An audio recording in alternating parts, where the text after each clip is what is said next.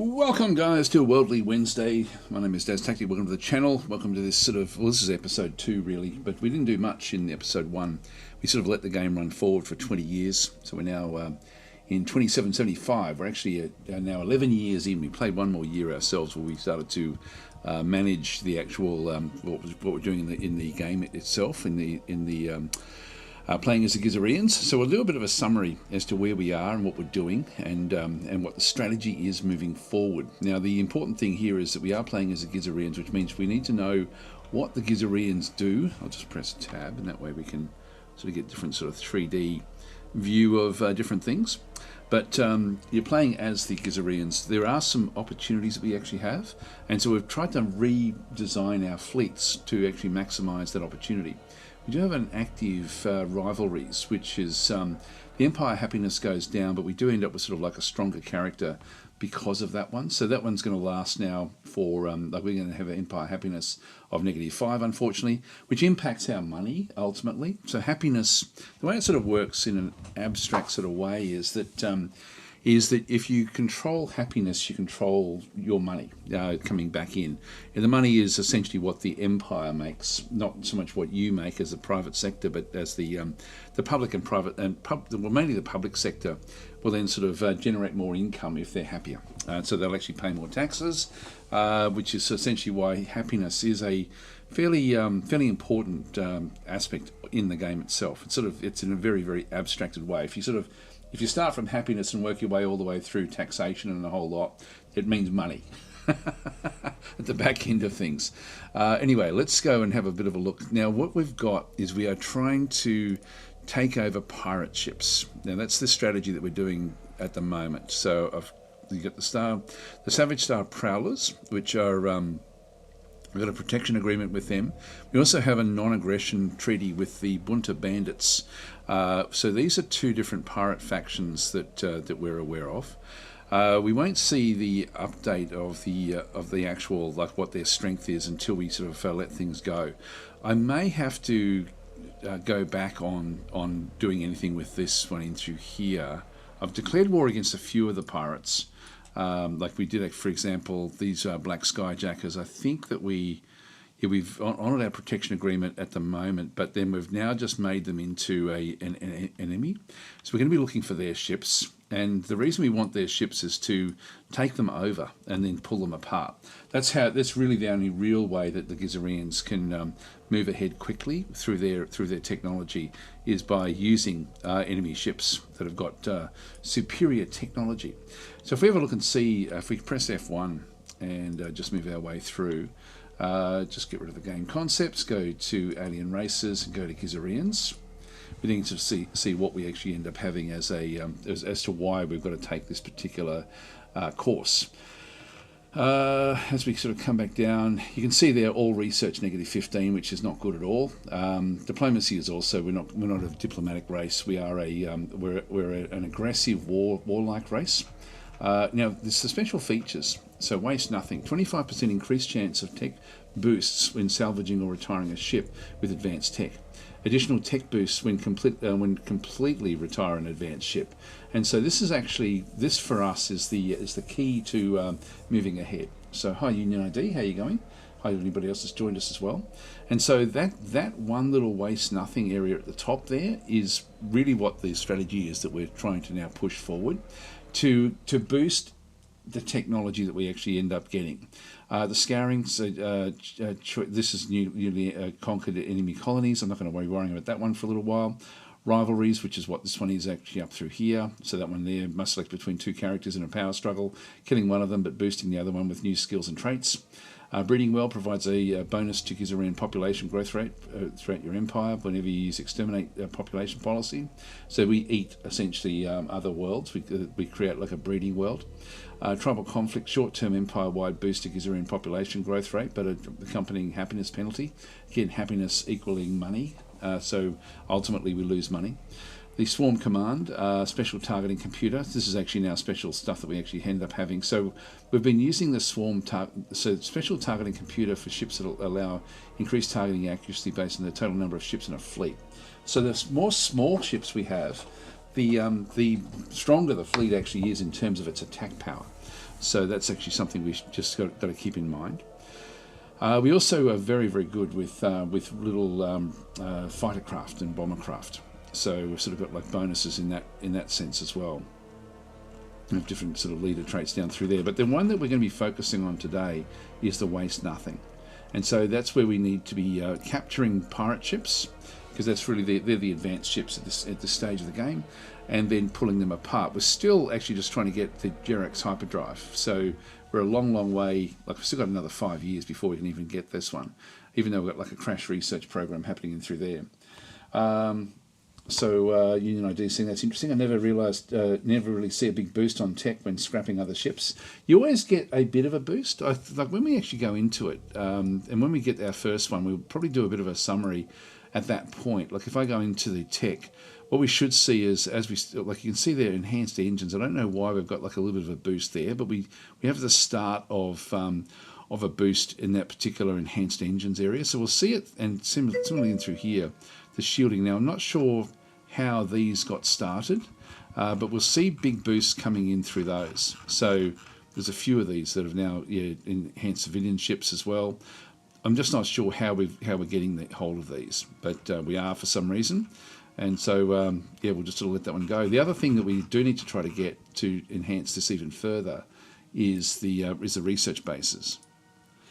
And at the moment, all we have is 2 spaceports we have, which is not good enough. New research locations. We do actually have a +2 to all research. All research is the really, really important one.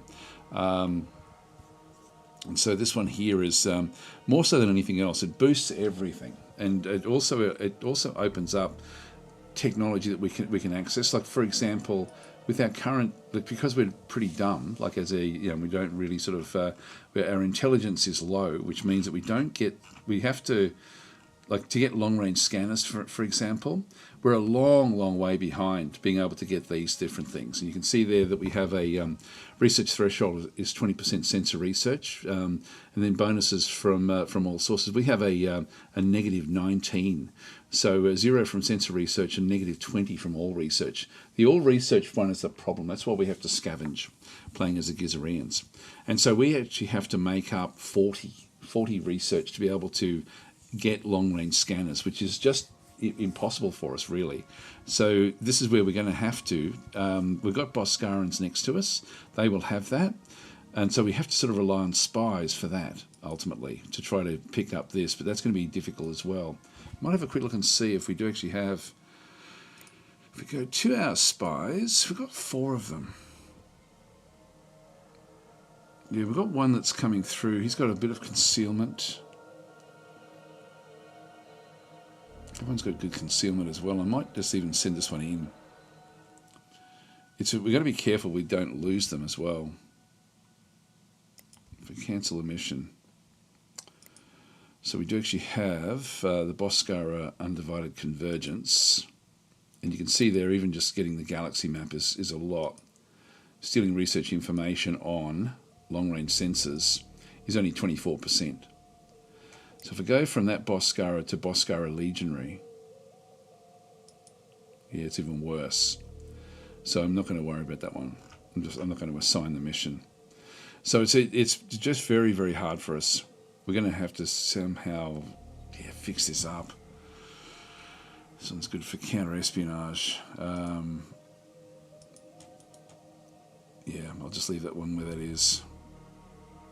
All right, so getting long-range scanners is really important, but I don't know how we're going to do that.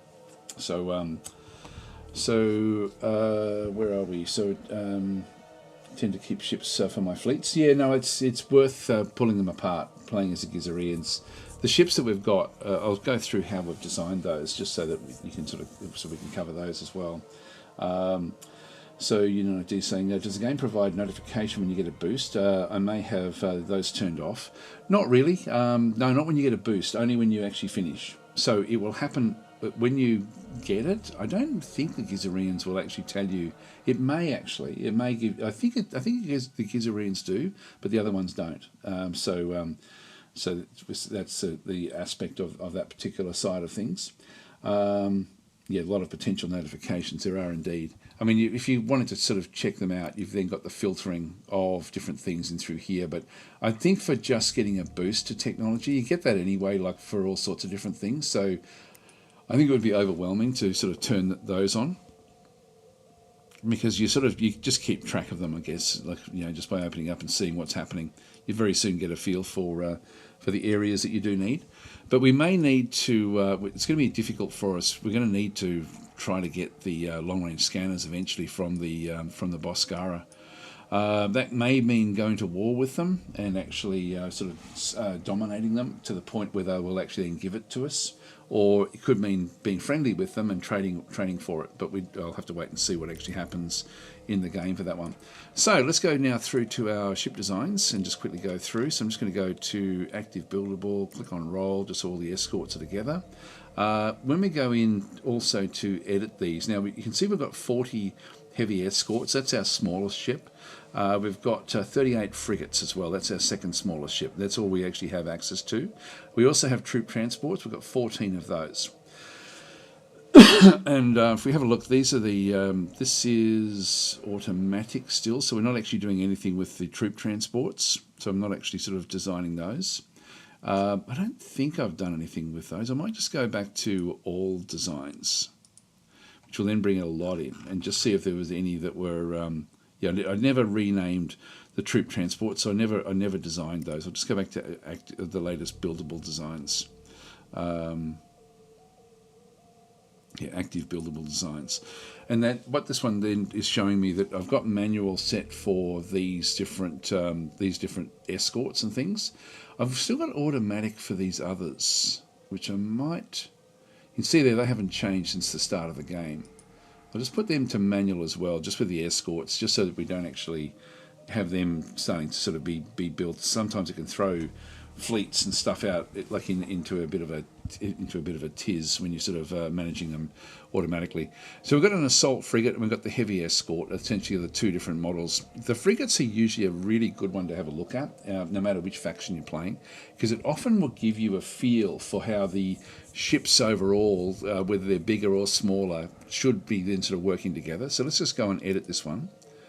And I'm just going to change these. I wish by default it was latest per category and family, and then filtering by type category. The sorting. That's the filtering. That's the sort. Back and through there. But if we have a look at the actual design itself, this is the actual ship that we have set up for what we're doing, and we have a look at the actual stats on the right hand side. And so you can see that we're right on the limits of 450 tons. We do have a 33% maintenance savings, which is good. It means that they're a little bit cheaper for us.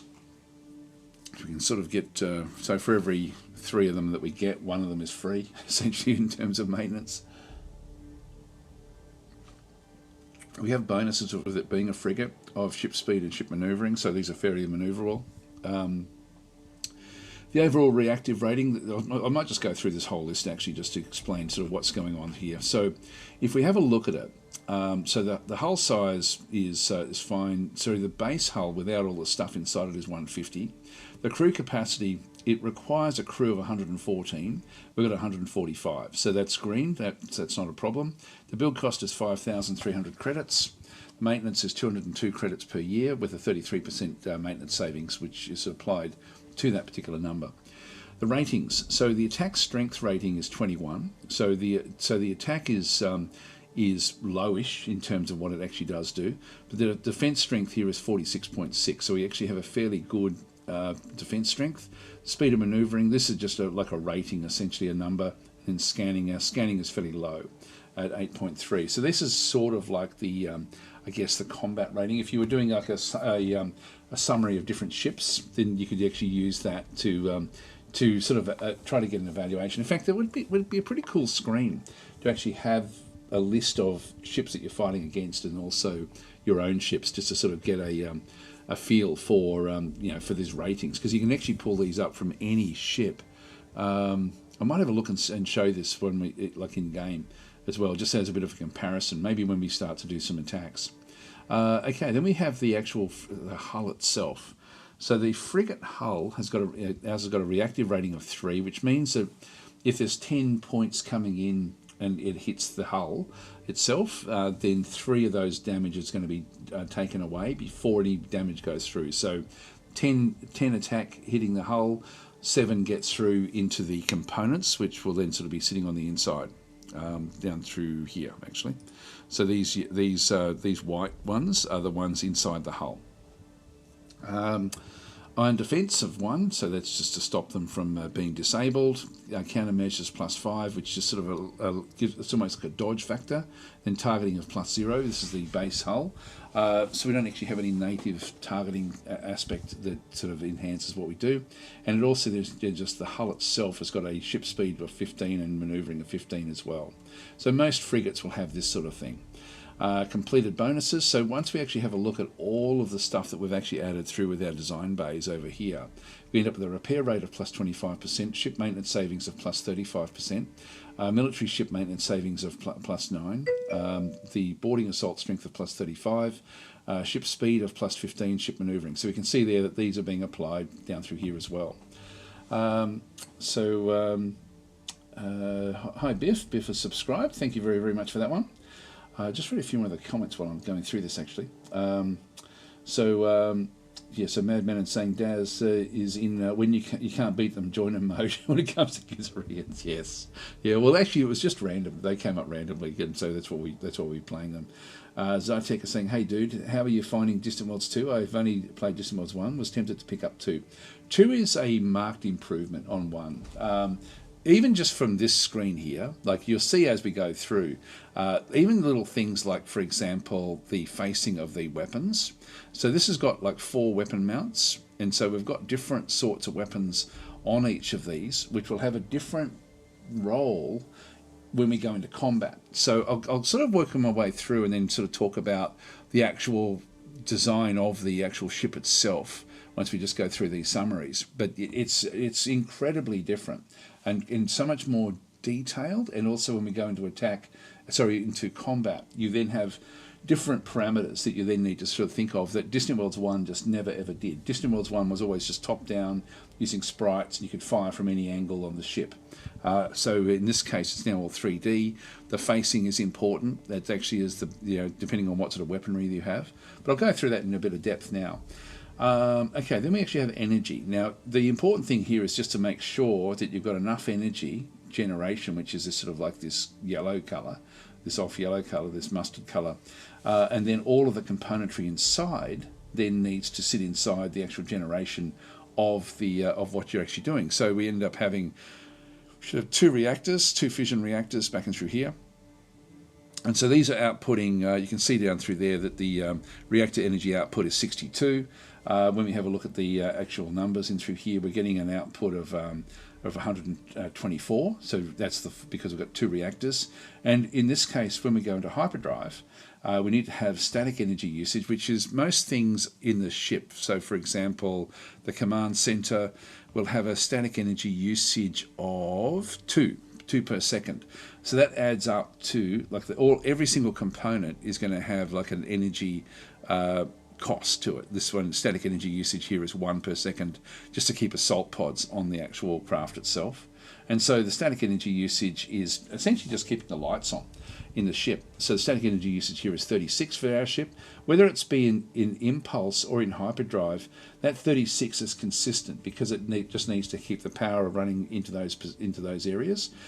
For hyperdrive, it's just keeping the lights on and using the hyperdrive.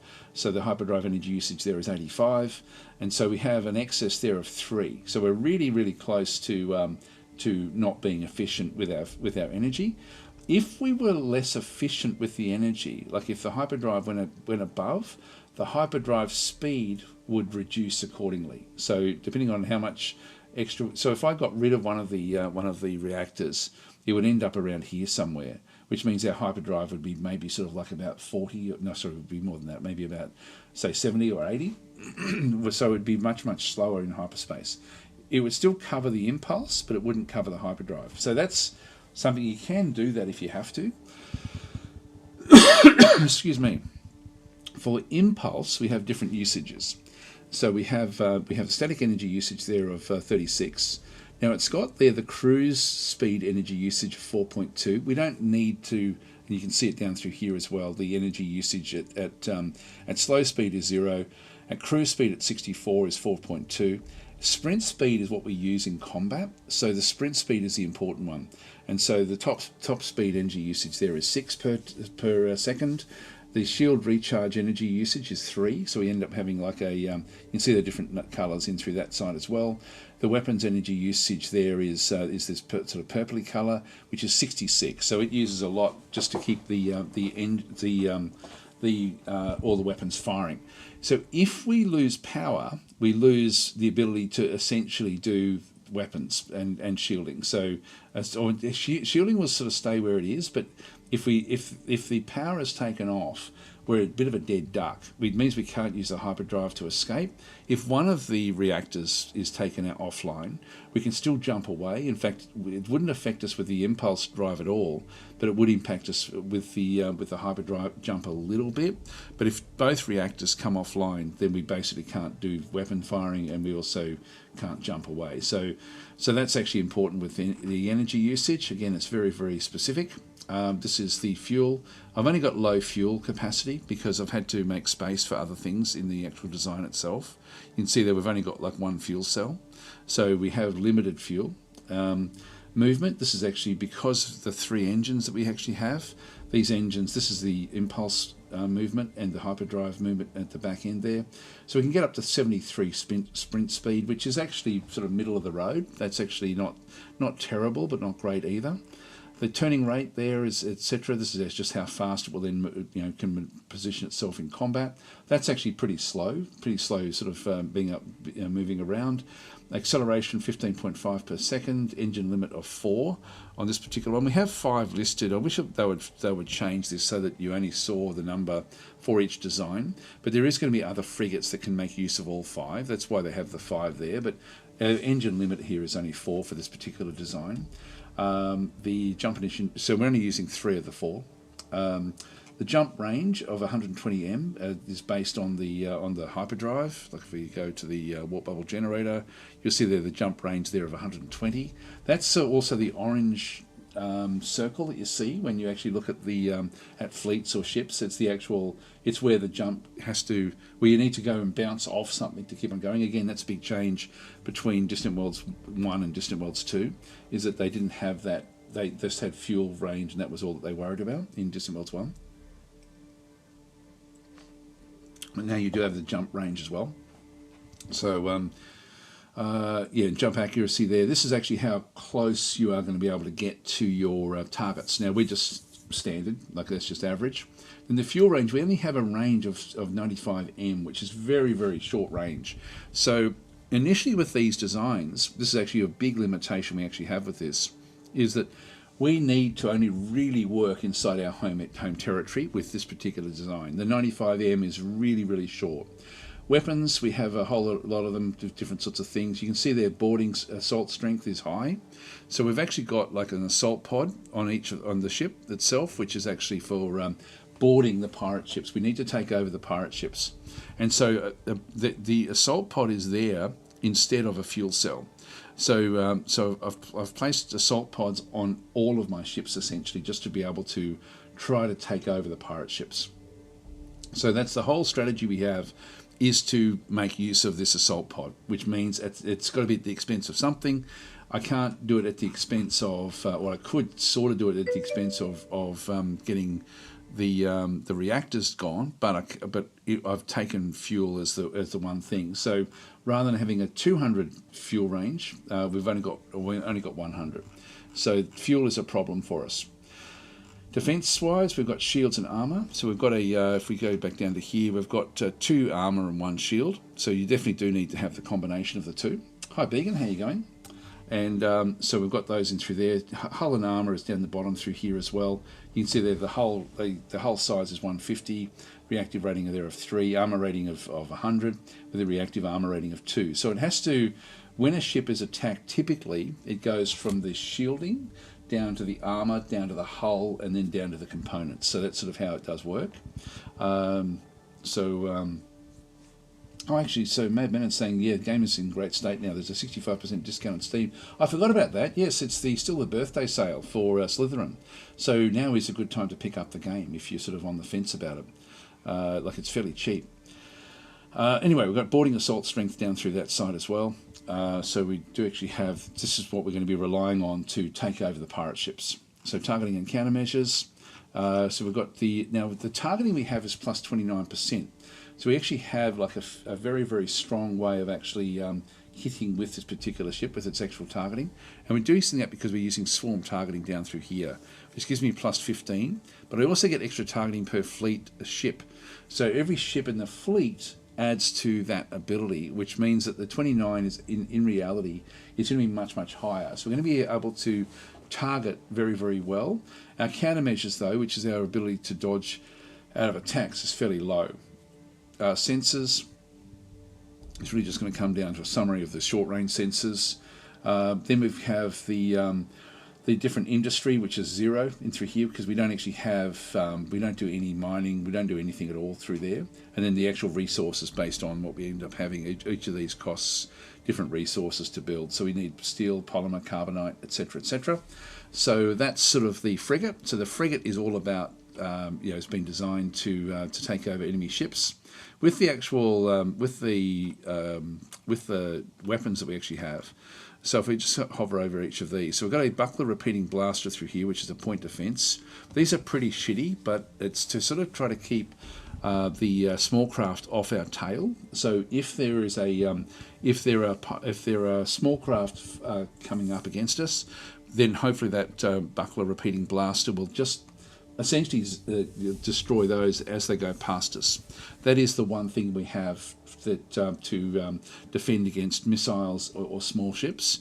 Essentially, we don't have any defence for anything coming in. So this has only got a 150-degree field of fire, which means it can only really help against anything hitting it from the flanks or from behind. So it's not going to be able to help from anything.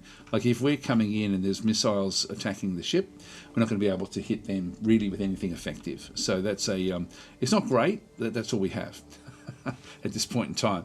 So we're not going to be, we're more about attacking than defending, to be honest. So we have to expect to lose ships.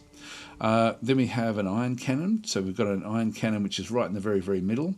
This one's only got a very, very small range field of fire. So that's the iron cannon there. You can see when I hover over it, it'll then highlight this one as well. And so this has only got a 90 degrees, so really only firing at things in front. And so the iron cannon is for disabling ships. And we need to be able to disable ships to be able to bring down their shields, to stop them from jumping, and to also allow our assault teams to get on board to try to take over the ships. And then we've got 2 Thuon beams on either side with a 180 degrees. These can fire slightly behind, they can fire into the front as well. And so the Thuon beams are our main attack in through this other side. These are essentially like fairly strong beam weapons. And so we're just going to be using them to try to sort of bring down the defences of the pirate ships. So this is really designed for taking over pirate ships. That's really what they are. So if we go and cancel that one and then just go back to the heavy escort and have a look at it as a bit of a difference, you can see down through here we've got no rear-facing weaponry at all. And again, all we've got through here is we've actually, because we don't have any way to protect against missiles coming in towards the actual ships for the frigates, we've had to go and put a sentinel multi-beam defence facing the front from here. And so we're actually using, these are 3 medium mounts, and so we've got one of them for the point defence, which is now, this is a more powerful point defence weapon.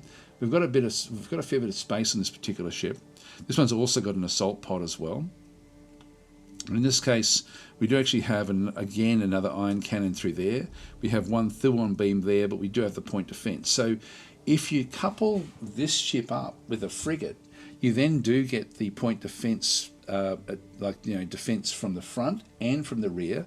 And you also then get like double the iron cannons. You end up with 3 Thuon beams. Like one frigate has got two Thuon beams plus the one through here. So if they're working together in a fleet, it just means that we end up being able to have like very, very high assault pod strength. If you have a look and see the what we end up having for the The fuel range is about the same, like 100 m essentially is what we end up having, so it's slightly better. Its sprint speed is slower than what we have. So we've got a slowish sprint speed because even though we've got the 3 engines, it's actually not firing up all that well. So this is these design bays actually with the 3 engines there. That should be yeah, that's pretty slow actually. I think it may be that the hull itself, the heavy escort hull, doesn't have any bonuses, whereas the frigate hull had the 15% extra speed bonus. So that's why this thing is slower. Even though it's lighter, it's slower than the actual frigates themselves. But this one really needs to support the frigates as they sort of go in together. So that's essentially what we have. We've set these up to start to retreat when their shield's below 20% or their armour is below 50, and they're all told to be aggressive. So we'll just cancel out of those. So we've got 40 heavy escorts. We've got the frigates 38. So essentially it's a 1-for-1 ratio. If we go back out and have a look at the military tab, and then have a look at the fleets, the fleet templates. In this case, what we end up having is it's not telling us exactly which ones they are, but the attack fleet. If we just go and edit this one as an example, we're using 8 escorts, 10 frigates, and 2 fuel tankers for this particular fleet. So we've got a few of these fleets, and these are going to be the main ones that we sort of use to try to take over the pirate ships. As we sort of come across them. So if I go to each of the fleets, we've got the first Defence Force down through here. So this is actually just a smallish group. You can see there that they're running out of fuel back and through this other side, and they're moving these into different locations to just establish sort of defences around the place. So the first fleet is moving across into that particular range. So we've got. Yeah, so this is really just going to be, it should be able to take over small pirate ships, but nothing sort of too dramatic. So that's the first. The second, in fact, I've set these up so that number 1 is going to be those. Number 2, I can then sort of go back out. You can see again we've got fuel problems as we're coming into to Passion in through this other side. So they're moving to the Passion 5 mining station, and again this is an attack fleet. So if we have a look at this one, we'll see the attack fleet with all of the different ships that are involved in that one, including the fuel tankers. And so that needs to essentially be refueled because we just don't have the space. By the way, this is that's that orange line. That's the jump range that it actually has for the actual design. And you'll see that's the same. If we go back to the first, they're going to have the same sort of problem in through there as well with it. And the fuel range is very, very small at the moment because it's the smallest, it's the worst ship with the fuel. Third fleet is another defence fleet back in through here. This one is again has got, actually everyone is fueled up here, which means that we that should be the fuel. I'm not seeing the fuel range there. Anyway, they're just defending targets within range of Vernax. The fourth fleet is is actually an invasion fleet, and we do actually have some troops on board, a fair few, ready to invade something. We don't know what just yet, but this is actually it says attack point Gurkha 3. I'm not sure why.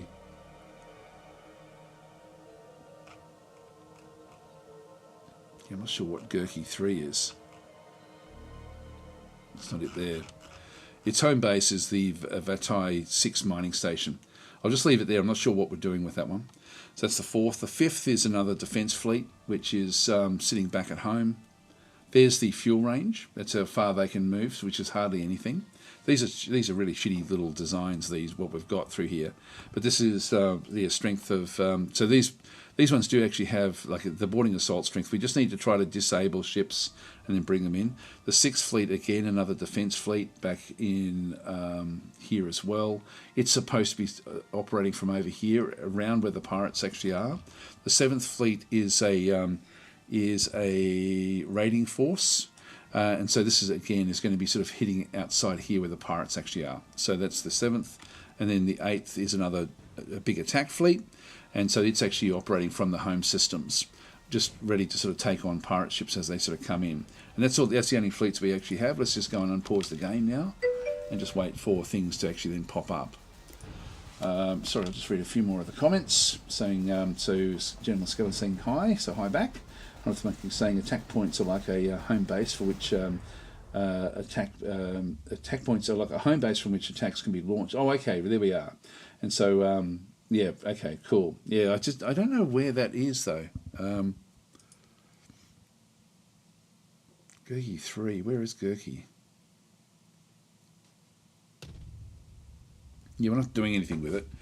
We're just basically sort of just hovering around. So this has mainly got troop transports. So we have a fairly strong army there, which we can then drop onto planets when we need to. Not that we need to at this stage. We're still we're still exploring, in the early stages of exploring. I normally wouldn't, I've let the game run itself for 20 years, and then we've just taken over. So we've inherited a lot of things we just don't actually need. So then we've got Slobodan Tomic is in saying, how about missiles? I assume that they would be indirect fire, but yes, they would be. I don't use them for point defence. They're a bit sort of slow for that, and so I tend not to worry about them so much. They can be okay. They will then range around the whole ship, and I tend to only use missiles on ships that need to keep their distance. So for me, I prefer just beams or the other type of weapons. Let's just unpause again.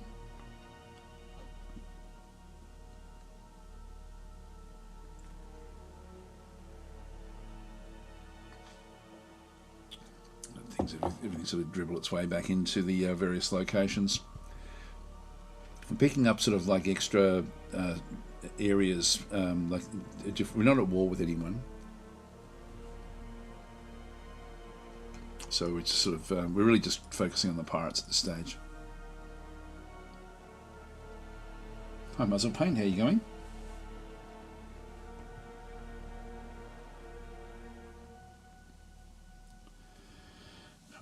Saying attack points allow to extend attack range without changing the home base. Oh, okay.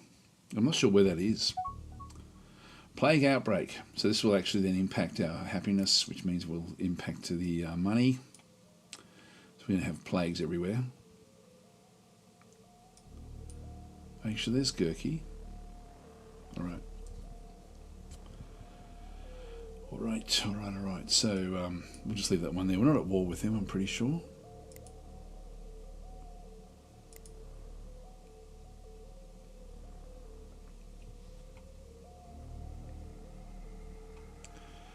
Yeah, we'll have to crush these, I think.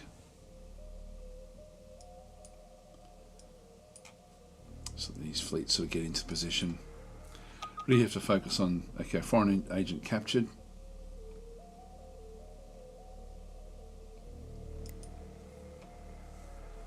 Good, we're capturing pirates. Sorry, not pirates, we're capturing spies. Let them come through. Saying I'm excited for the Shadow Empire DLC. I just read the latest devlog on oligarchy. Oh, okay. Yeah, I haven't seen that. Now they're offering to sell us. I'm going to decline that. We really don't care about the other empires around us at this stage.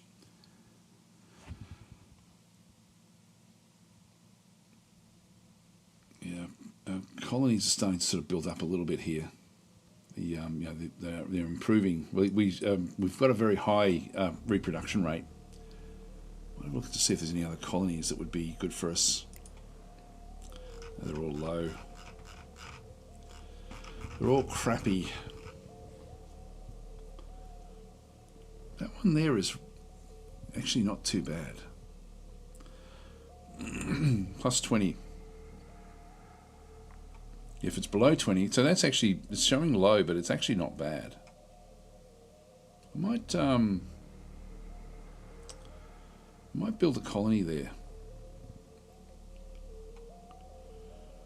Yeah, that one's not bad at all. Why would these others be ahead of it? Continental moon. There's nothing much there.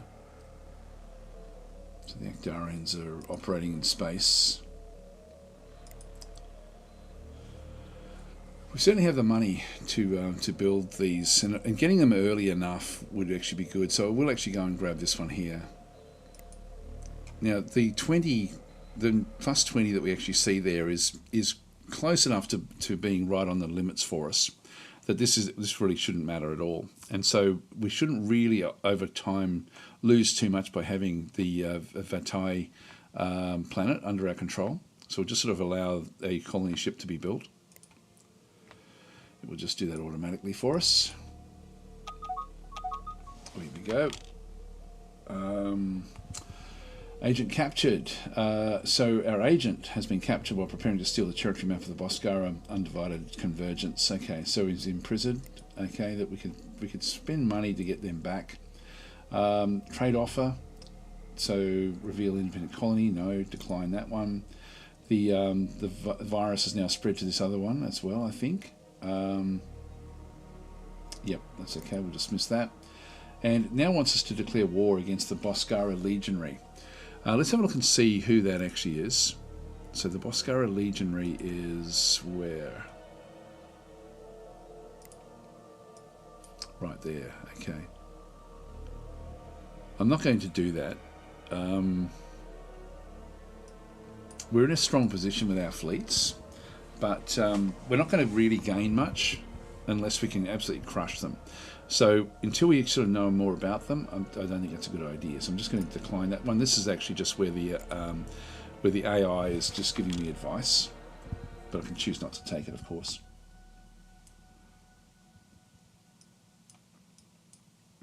So it doesn't mean we are at war, but and also we want to be building up a fairly strong presence. If we're going to go to war with them, we want to be making sure that we really can handle it. Now they should also be at war. Are they at war with anybody else? No, they're not. Yes, they are. The Actarians. So the Actarians are taking planets off them. So they're struggling a fair bit here. So they are weak. They are weak at the moment. And the first defence force is only a small defence force in through there. I'll sign that mission. So the third is going off to check out threats. It's slow because the technology we have is just so bad. We're at 72%. We've still got 6 years to go before we can get anything better.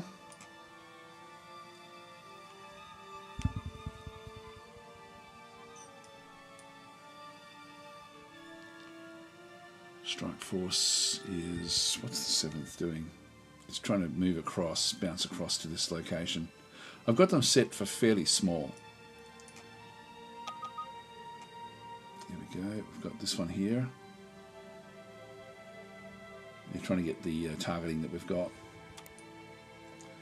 What we'll do is we might actually talk with them.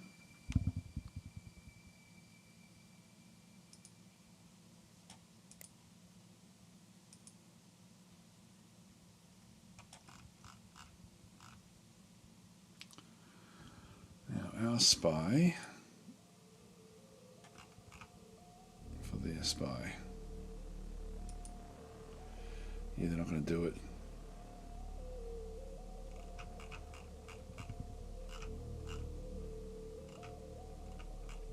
Spend money.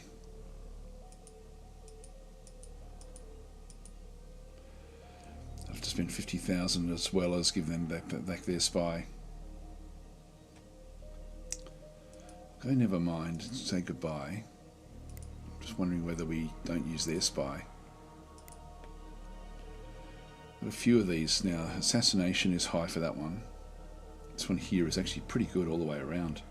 Espionage, concealment is high. And this one here is also got espionage, counter-espionage, and some concealment.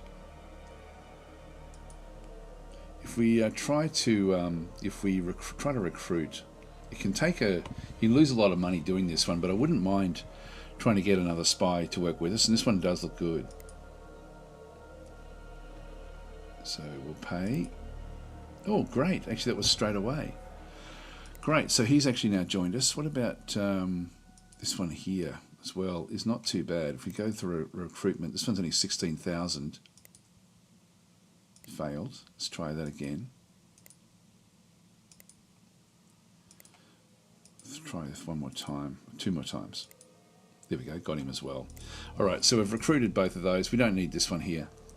So we'll now have those in our spies. So we now actually have a few of these guys now just coming back in. So I'll let them just keep on sort of working their way through. They'll actually then just go back to automation.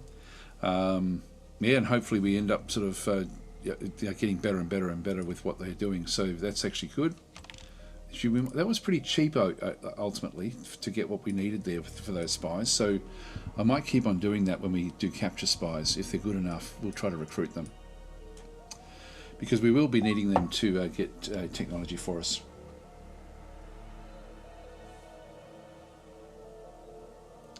Getting mining stations back out through here. And we just haven't seen any real pirates. Like, we've got a pirate fleet through here in this location, but yeah, I think they're both the pirate groups. The Bunta Bandits we got a non-aggression treaty with, and the Savage Prowlers. These are both very, very close. Discovery. Yeah, nothing else there. Okay, colony ship. Dismiss that one. That will then go across to here.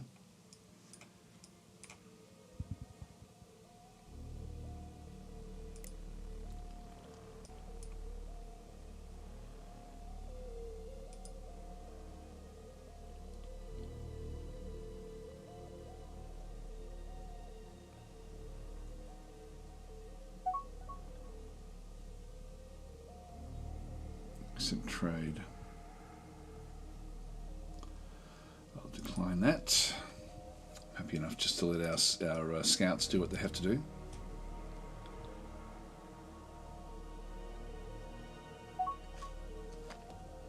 Yeah, I'm looking for research worlds. So this is the only research that we've actually found. It's way out here in Tiga 5. So that's pretty poor, actually, pretty poor start with no other research locations.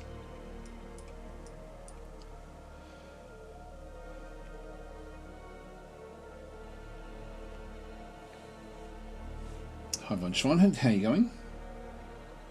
And hi Sci-Fi Snob.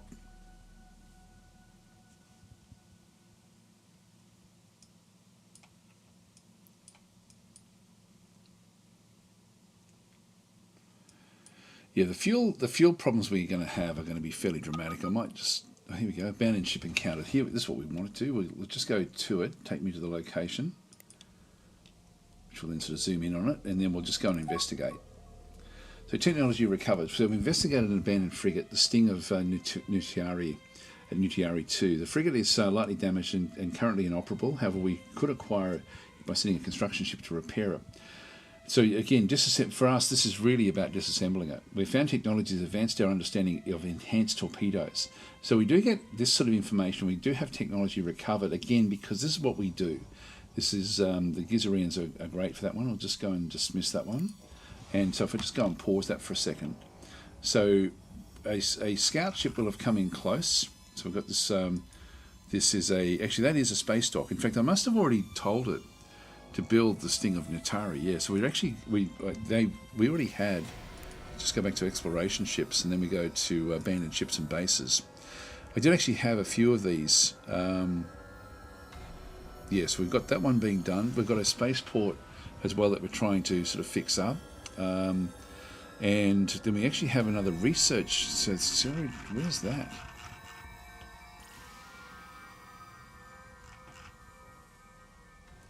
Oh, yeah, definitely go for that one. So we'll go and throw that one in, and also the Angry Fang, which is also there. Oh, hang on, that's a hive frigate. Maybe we don't want to do that.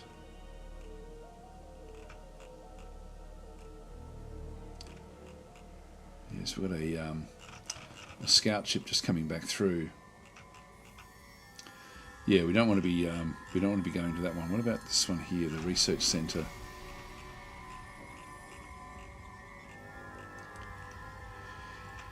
Yeah, okay. We'll try to take this if we can.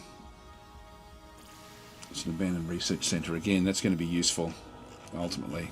So but we definitely won't go for the Angry Fang. Take over. The hive ship will definitely wake up if we go near it. So we don't want to be doing that.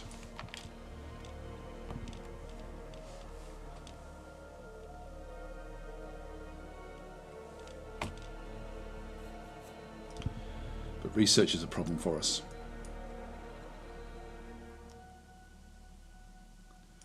We should start to see the colony ship coming out fairly soon. Is that it there? Yep, there it is. Colonizer moving across. There we go.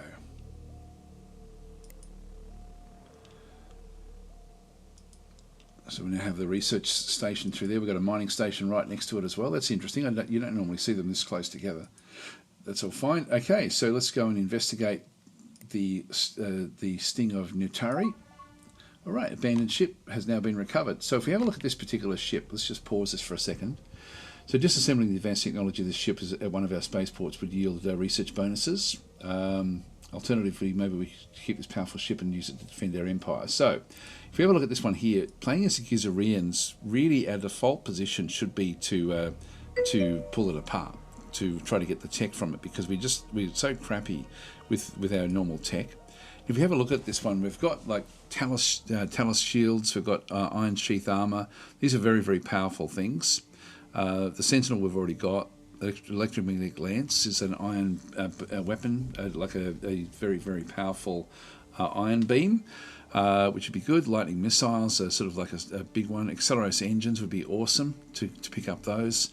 So there's too much stuff in here that we want, and so I'm just going to go across and tell it to go back.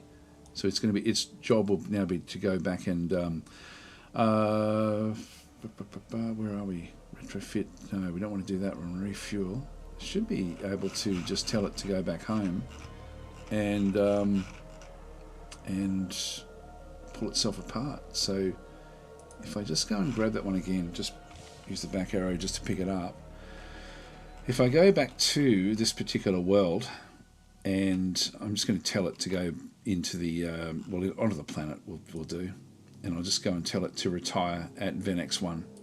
So it's going to move there and be pulled apart. So we noticed that when we first found it, we did pick up some other tech.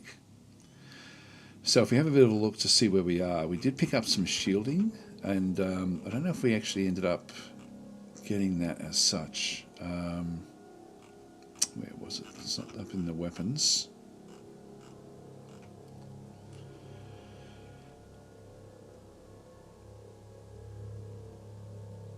It's not those. Where was it? I actually thought we ended up getting it. The tech. When we first discovered it. It was important for us to pick up these different things. Let's just exit the research and have a look at the message log. Technology recovered. There we go. Enhanced torpedoes. Torpedoes it was. So if we just go back up and have another look. Yeah, we've picked up a lot. You can see there we've sort of got halfway through that particular one for the enhanced torpedoes. So this one here will then give us the Epsilon Torpedo version 2, if we can sort of finish that one off. So pulling apart and finding this technology for us is vitally important, because we're just so crap at actually at doing it ourselves. Just gonna grab myself a drink of water. Be right back.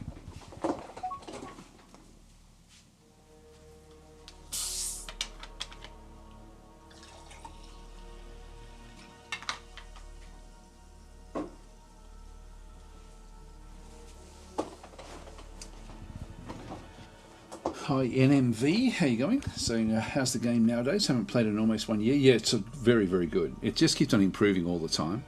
It's still not an easy game in terms of its user experience to sort of pick up if you're sort of, unless you sort of give a bit of time to it. But it's, but yeah, I love it. I love this game. I just love how it's a simulation game first and foremost. It's very, very cool like that. Are those new graphics or a mod? There should be new graphics because I'm not playing with any graphical mods at all. So I'm trying to think of what mods I am playing with actually. Abandoned base encountered. So we've found a small spaceport here. Now we did actually lose a ship here originally. I'm just going to go and investigate. Let's go and have a look at this one here. So this has now been encountered. So small spaceport is heavily damaged and currently inoperable. However, we could acquire it by sending a construction script to repair it. So we'll dismiss that one. And so this is actually a space dock, which is actually coming in to pick up debris from in around here. This is going to be extremely valuable to us as well. So we're going to go back in, and with this particular ship, I'm going to go back to my exploration. I've now got this. This is the Martinga 5. I've already got that one. This should already be a ship repairing at the Ancient Dream, which is not that one there. So this one here is just coming in to find, like to pick up the loot that's in around this other side, which is important for us. So we need to be able to pick up as much loot in here as possible. And this will then give us a big, big boost to our technology as well. So I might have a look and see how many construction ships we've got. We've got a few of them. Picking up computer cores. So they're off scavenging, and scavenging is what we want. I've got good money. I might just go back into the build order and build a couple more of the construction ships. So I'll just go and pick up 2 of those.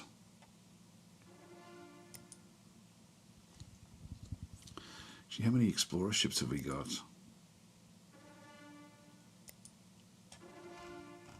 15. Yeah, it wouldn't hurt to get another 5 of those as well. Let's just go back to construction, build order, and then just go down to the exploration ships here. And we'll purchase those as well. Just the more we can discover as they come and pick things up, the better. There's heaps and heaps of loot in here.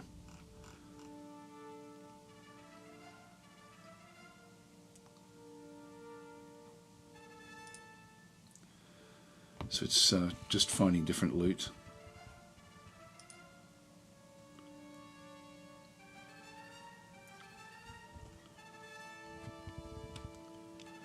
Pick up another computer core.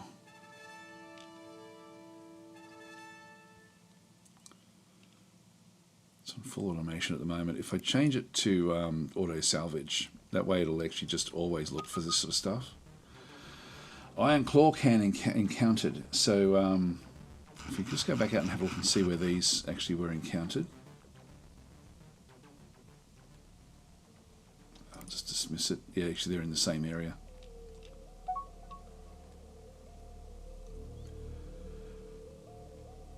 Yep, I'll assign that across. So we actually have a pirate fleet as well, of pirate ships coming in. Now we have already the research centre back over this other side. This is going to be a small spaceport which we do want to be fixing up. These are all picking up different loot as well. Now that's actually raiding the research centre, which isn't bad for us. I'm glad it's taking that and not getting in the way of us picking up the different loot through here. Actually that's got no mission. I will actually just go back to fully automate.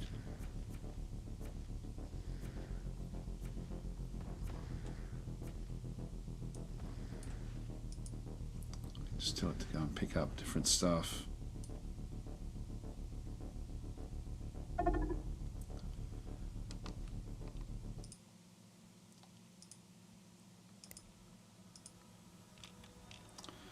So it's found some, we've got some loot in here which is actually worth picking up.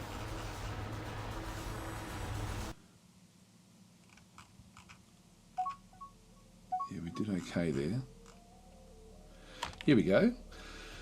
So, while salvaging a pressurised storage in the Martiga system, we've made the following discovery: loris fruit. So we've actually found some loris fruit just in the wreckage, which is not great because it just means we've only got a small amount of it.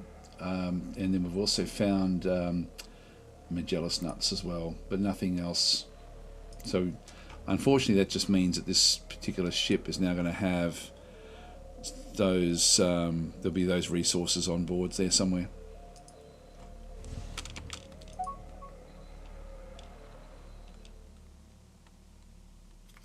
You're finding more and more just luxury goods, but it's not a full source of it. Okay, the escort. Let's go and have a look at these ones in through here. So we now actually have a fleet. Is it? No, it's actually just a one-off ship. So we have ourselves a small refueling at an unknown planet. So it's actually going to be moving off. This is at Cheleb, sort of on the periphery of where we actually are. We need to be taking out the what else we got over here? An unknown ship is just moving around over that side. Not that we need to worry about it. New resource discovered there again as well. And we've just got sort of like just random ships sort of operating around the place. New resource again.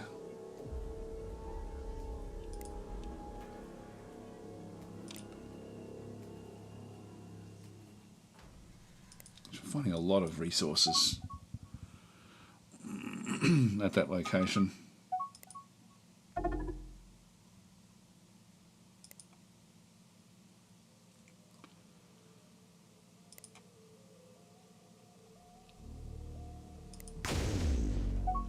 These are hard, these water cars.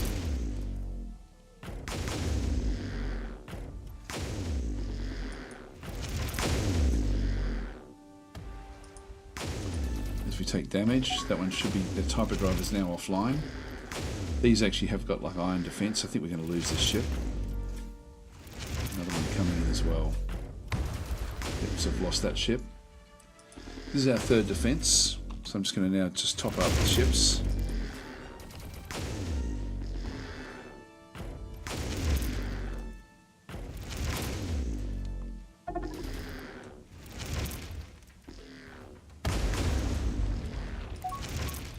Let's go back into here again as well. And that's just a lone ship. Just pause again.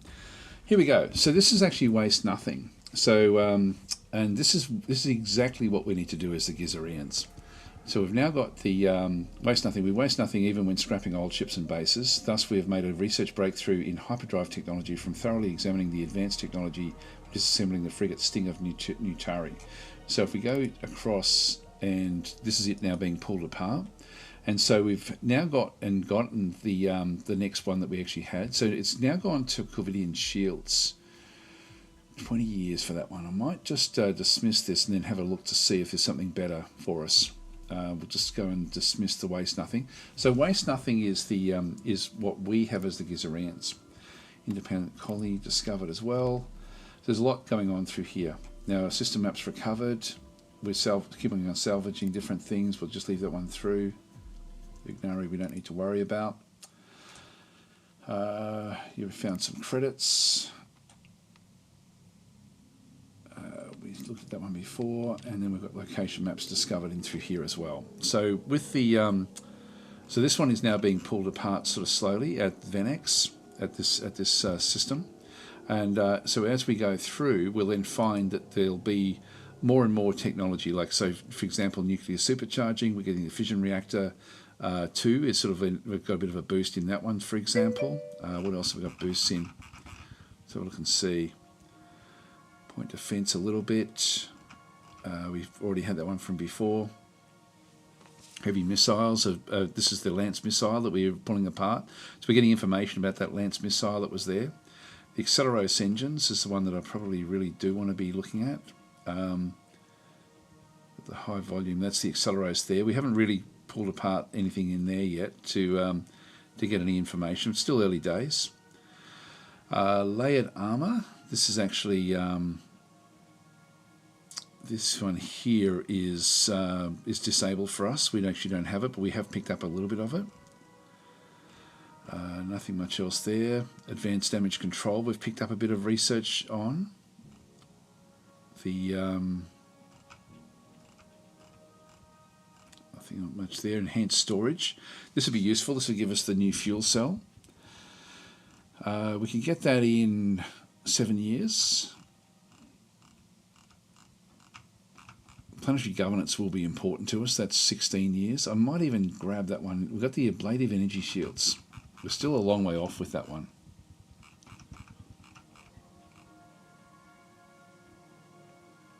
It's sort of important, but I think that if we can get the planetary governance, it's going to make our economy so much stronger. So I might actually throw that one up above it, and we'll just keep on letting things go for a little bit of time now. The enhanced storage as well. This is actually this is fairly nice. The fact that we've got 56% of that one now complete. That's just going to give us a bit more fuel capacity and just allow us to sort of then move a bit further forward. All right, let's just exit the research there. So as we pull this apart, we'll get more and more technology. And as I said before, this is really the key for us to play as the Gizarians.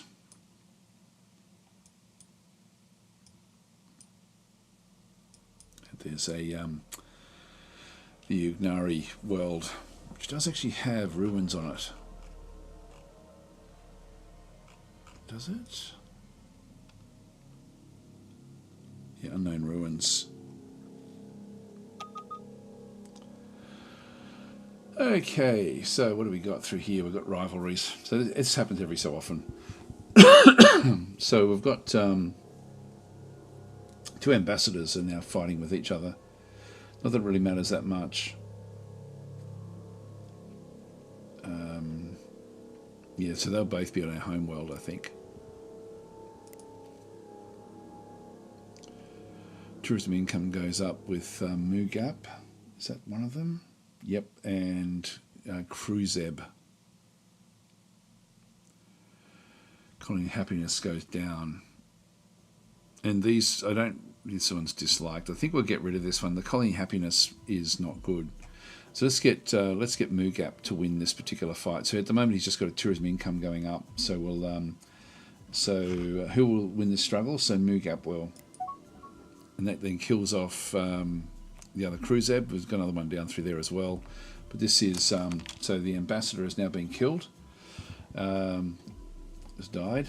So dismiss that one. Foreign mission thwarted. They're trying to get our unique tech. Okay, we've now got the territory map of the Boscara undivided converge. And so Mugap has now got diplomacy of plus 12%. So as a diplomat, he's very, very high. We might just see if we can actually send him now to any of the actual planets. Not seeing these. Yeah, that's the. Where is it? Where is it? Where is it?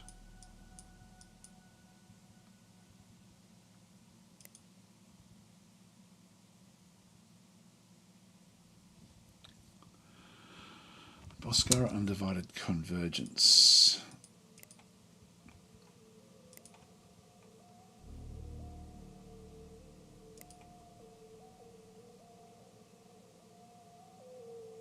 So that's the red one.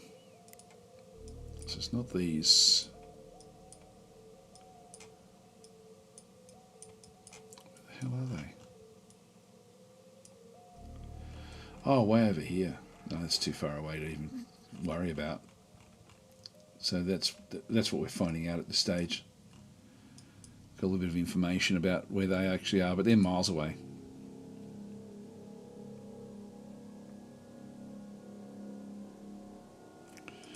Yep, nothing for us to concern ourselves with there.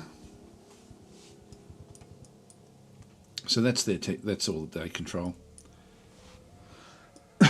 So I'm happy enough with where we are. We could look at trying to get Brightwick.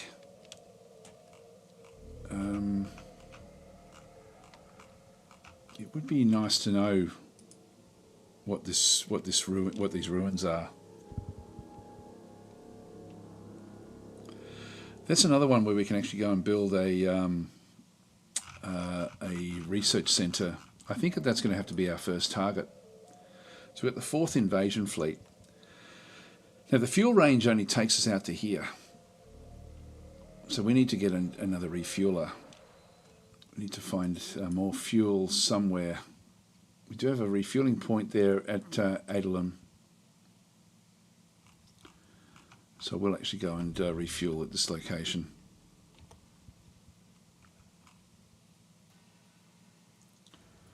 Yep, so we've got a fair bit there. Let's just go and refuel.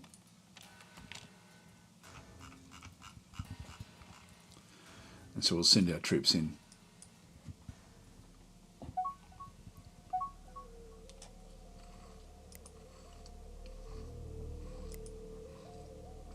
So we've got 5 more of these coming.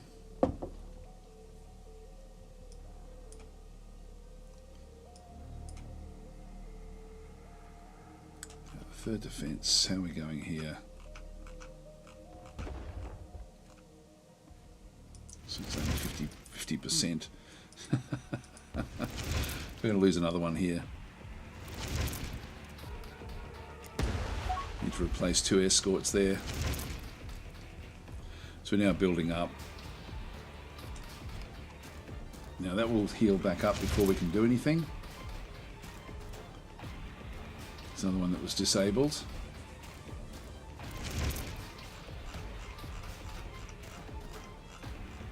It's almost going to have to be an attack force that takes them out.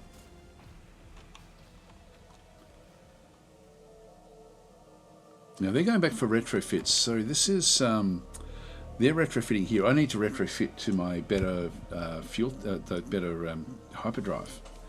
Actually, that's fairly important that we do this. So I'm going to go and quickly just go back to the ship designs. Now if we go to the back into here, we've got the frigate, and I need to just do an upgrade. And so this is going to be Assault Frigate Mark II, version 2. There's one defect, because the hyperdrive is now bigger than what we can actually put on this particular ship. So the Jerex hyperdrive is the new one, which doubles my speed in space. I have to use this. I absolutely have to do it. So, what do we want to get rid of? That's the next thing. The iron cannon size 12. The Thuon beams are 28. Let's have a look and see. We may have to change the Thuon beams. So if we go and have a look, Thuon beams, like if we look at the mediums, we've got the 28 in through there. The railgun is only 26. So I could actually replace that with 2 railguns. Which, if I click on a railgun and then hover over the Thuon beam, we can see the difference in through there. So the railgun does a lot less damage per hit going back in. So the Thuon beam does plus 13 per strike. The damage rate, though, you'll see with the railgun is high at 7.2. So it actually does a lot of damage with what it actually does do. The damage at maximum range there is 10 as opposed to 20. It doesn't do any bombardment. That doesn't matter so much. Weapon countermeasures, yes, so it's worse there. Weapon targeting is worse. Range is worse. So the it's the reactive. So the reactive. Like anything reactive on that, the 11 damage that it does is going to essentially be like sort of like 6 or 7. So that 7.2 will come down a fair bit, but I think that's the only real way forward for us. So I'll use a railgun there. Hang on, where are we? Go empty those and just go to the medium railguns and place those there. That then takes me under the limits. Now the buckler is only size 10. The Sentinel is size 11, so I can actually go and replace that and just put a Sentinel beam, which is a longer range. So I'll go that way, which takes me up to 450 again. And so we're now using railguns for this, but we will save and exit that one. So this will be the Assault Frigate. So that one's now done. And we'll do the same with the Heavy Escort. Just going to go to Upgrade. And in this case, it will actually be able to take it. So we had a bit more space in through there. So it's just essentially just going to be a Jerex hyperdrive. Everything else looks good there. So so we'll just keep on going through there. So Tenra is saying, hey Daz, quick question. How important are the growth and research cash injections in your opinion? I try to keep them at max availability, which leads me to being reluctant to expand since they eat my cash that's available for both aspects. That leads me to my empire being small. They are important, but I tend not even to worry about them. Tyronthal, did you answer my query, Daz, or did I miss it? What was that one? So sorry, I did miss it. So okay, so Tyronthal saying, I was wondering if you could show how to set up an invasion fleet and how you build an army and load it onto the fleet. I'm lost. Okay, no worries. I'll do that in just a second. Sorry, I'm missing the comments. I'll just go back up, just make sure I didn't miss any others. Did say server not responding there at around about that time, but I do see it in red. Always put a constructor on auto salvage, very useful mid game. Yeah, that is true. I sort of was surprised that it didn't actually then pick up, where it was leaving off. So I've put it back to just being auto at this stage. Yes. So Ben is Predator saying, is this the setup where you run it for 20 years and then take over? Yes, it is. Yeah. And Ben's saying, I think the Actarians are down southwest of you, invading you. Yes, they are. And so Tylenthal, we'll come back to that one and talk about the invasion fleets. So in terms of the growth, so maybe I'll just quickly talk about these things. Now we've done that one. I'm just going to go and save and exit here. So that will end. That's all we have to really go and do at this point in time. So we've now got the better designs. I'll just go and exit out of that one. So I'll just quickly get rid of the question there about the cash reserves. So if I go back into my Empire screen, which then sort of does cover the cash reserves. So we've got funding levels back and through here. And so this is actually where the when you've got extra cash on hand, you can then actually sort of put the excess into colony growth and research. So this is what I think is what you're sort of referring to in through here. So in this case, it's sort of set. I just let the AI handle this for me. And so if there is extra, like if it does have extra that it doesn't have to use. So at the moment we've got reserve 10%. This is the income. So we've got, the value is your cash flow. It's composed of the reserve portion of your income. So it's trying to reserve 4,200 plus whatever remains for the rest of your income. So unused excess equals 0. So we don't actually have any excess amount in through here as such. So we just have a small amount in through there after paying all regular expenses, all state maintenance, plus colony growth and research funding. So it's trying to save 10%. So what you can do is you can tweak these numbers, but I've got this all set on automation. So I'm just letting the AI handle it for me. So I don't have to worry about this. But if I wanted to, I could, like some people, reduce this reserved amount like quite dramatically. It's trying to reserve 4,200 of our cash flow. So 10% may be a bit too much, but I don't really want to be going and like making it so that it's not automated. The expenses that we actually have. So this is actually, these are hard set, essentially. It's trying to allocate, it's trying to organise these into the amounts that we actually have. So we have different expenses. You can see there that this is amount is more than the amount currently used for ship maintenance is 26,000. It's trying to get so we've got a little bit more. So amount used is more than available, and that's. So yeah, so we actually are in the red here a little bit. That's going to happen. So total expenses is actually more than what we actually have through here, even though our cash flow is relatively positive, but we don't have any extra. And so if we managed our economy better, we'd end up with a lot more extra. But when we grow, we actually end up when we take over the this colonizer, when it finishes off its job in the Vatai system, we're going to have even more of a drain on our money. So we have nothing to inject into colony growth and also into research. So research speed is greatly increased by allocating research funding. And so if we were a high research faction like the Actarians or the Quamino or something like that, then yes, I think it would be very, very valuable. But it's only a percentage boost. It's not like a hard set number. And our research is so bad anyway. I don't think, for me, it's colony growth would be good. Like that would be great. because colonies normally grow slowly, but you can accelerate their growth by allocating funding. That would be an interesting one for us. Again, you can change all these numbers, but it depends on who you're playing as, I think. So I think you can play tall in terms of like the Actarians and the Quamino that are good at research, and maybe the Xenox, and try to always have excess funds. But playing as the Gizarians, it's all about expansion, I think. So for me, the expansion is more important. I hope that answers that question. Von is saying to Tylenthal, it's easy, manage troops on the planet screen to build troops, then select transport fleets and ships, and then control right-click on the planet with the units. Well, we're going to be sort of doing that now anyway with this particular fleet. So this one here is coming in for a refueling. Actually, this one is not too bad. But we're going to need to... I'll do this invasion before we go back in. So with this particular fleet, like every troop transport, like if I go and click on a particular troop transport, so this can be again, I don't tend to worry about what it does itself. If I just go back and close that one off.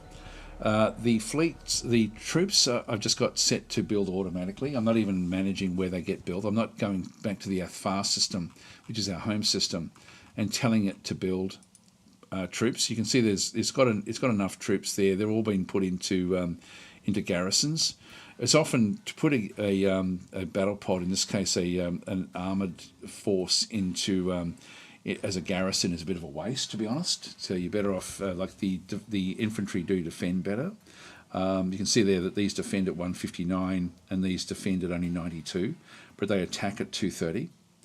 So these are much better at attack, these are much better at defence. So you sort of need both, but I'm not telling it what to build at this stage. I've just got it set to automatic. This is automatically being done, the troops, and so it will then just try to get a balance itself across the empire. I did notice there was even some troop transports. So this one here is like a small troop transport that is just wandering around, doing its own thing. So I've got, these were just built, and so they have been, I think, dropping troops off at different locations. It's been auto placing. See, this one here is going to be, this war swarm is going to be picked up by the swarm of Athfar. So there's just automatically, it's picking up different troops. So there are we have a lot of, I'm just looking for the, put that one through there, that's not it there, but there will be, I've just got, for whatever reason, the AI has put a whole lot of different troop transports out and about. So this one here is the swarm of Athfar. Yes, so load troops at Chelep. So it's coming through to actually load in even more troops, but this is not part of an actual invasion fleet. It's just wandering around doing its own thing. So I'm just going to let it continue to do that for now. This is what we inherited with it sort of doing its, look, these are just off, out and about. They're not part of the actual fleet. But the fleet that we actually have through here, the 4th invasion fleet, is a big fleet. So I could actually go and pick up the other ships as well. So the question was, if we just go back and read that again. So how's up an invasion fleet? Well, it's like the invasion fleet just requires troop transports. This is about twice the size it needs to be honest, in the early part of the game. So typically I would only have like 5 or 6 ships per invasion fleet. So I don't really need this one to be doing what it's doing. And I could actually go and add those other ships in as well and get even more. But my overall invasion strength here is 4,439. So I've got like a hell of a lot. I've got 17 armour and 5 infantry, and it's just been picking that up itself. There is actually a location, if I go back into, where is it? It must be the game menu here, I think. Settings, is it in this one? Actually, no, it won't be that one.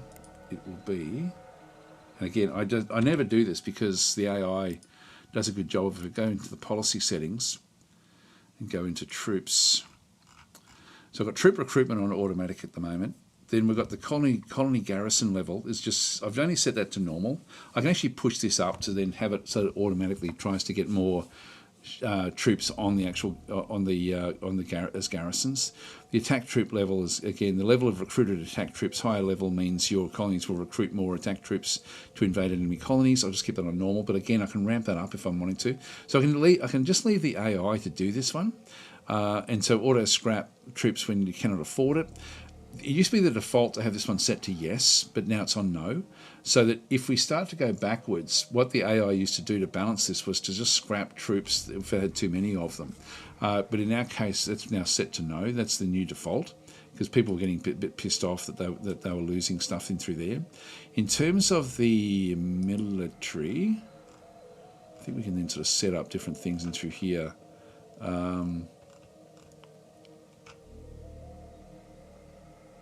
Yeah, there's all sorts of different stuff in here that we can do.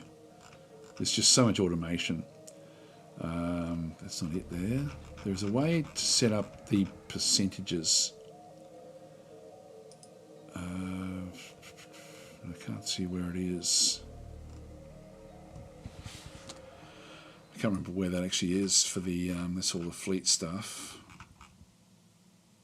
Oh, it might be under troop army templates in here. Again, I don't worry about these, but if I go to the invasion army and go and edit this, I can then go and tell it, see how it's got the 25% infantry, 40% armoured. And so we don't actually have planetary defences or special forces or titans at this stage. So these can be sort of gotten at some other point. But the percentage of that's going to be doing, so it automatically, because we've got like an invasion type army ready for invasion, it's going to be wanting to pick up 25% infantry and 40% armoured, which is about what we're sort of seeing through here. Like if we go back in, we can see there's an invasion fleet, so the fleet template back in through that other side, and the army template for this one is invasion army. So it's actually using the invasion army template to sort of set out what it's got. So when we look at those ratios, 5 to 17, we're sort of looking at, it's not really exactly right, but it's trying to get a balance there of the infantry, armour, planetary defences, special forces, etc., and then titans as well. But in this case, it's gone even heavier with armour. So it's sort of like a loose arrangement. And again, I can just go and tell it, what sort of armies to then go and use. I can do that on different planets as well. Like if I go to the planet in through here, like this home world, and so this one here will have a that's managed troops. Where is it? I thought it was actually here as well. I thought we had a way of, there's no. I thought there was a way of setting up the garrison troops. I think that what they are is those garrison troops kick in at certain numbers. So if we have a look at the, again at the automation, again, this is sort of like, I never look at this because it's always, the AI just does this for me. If we look at the colonies and tax rates,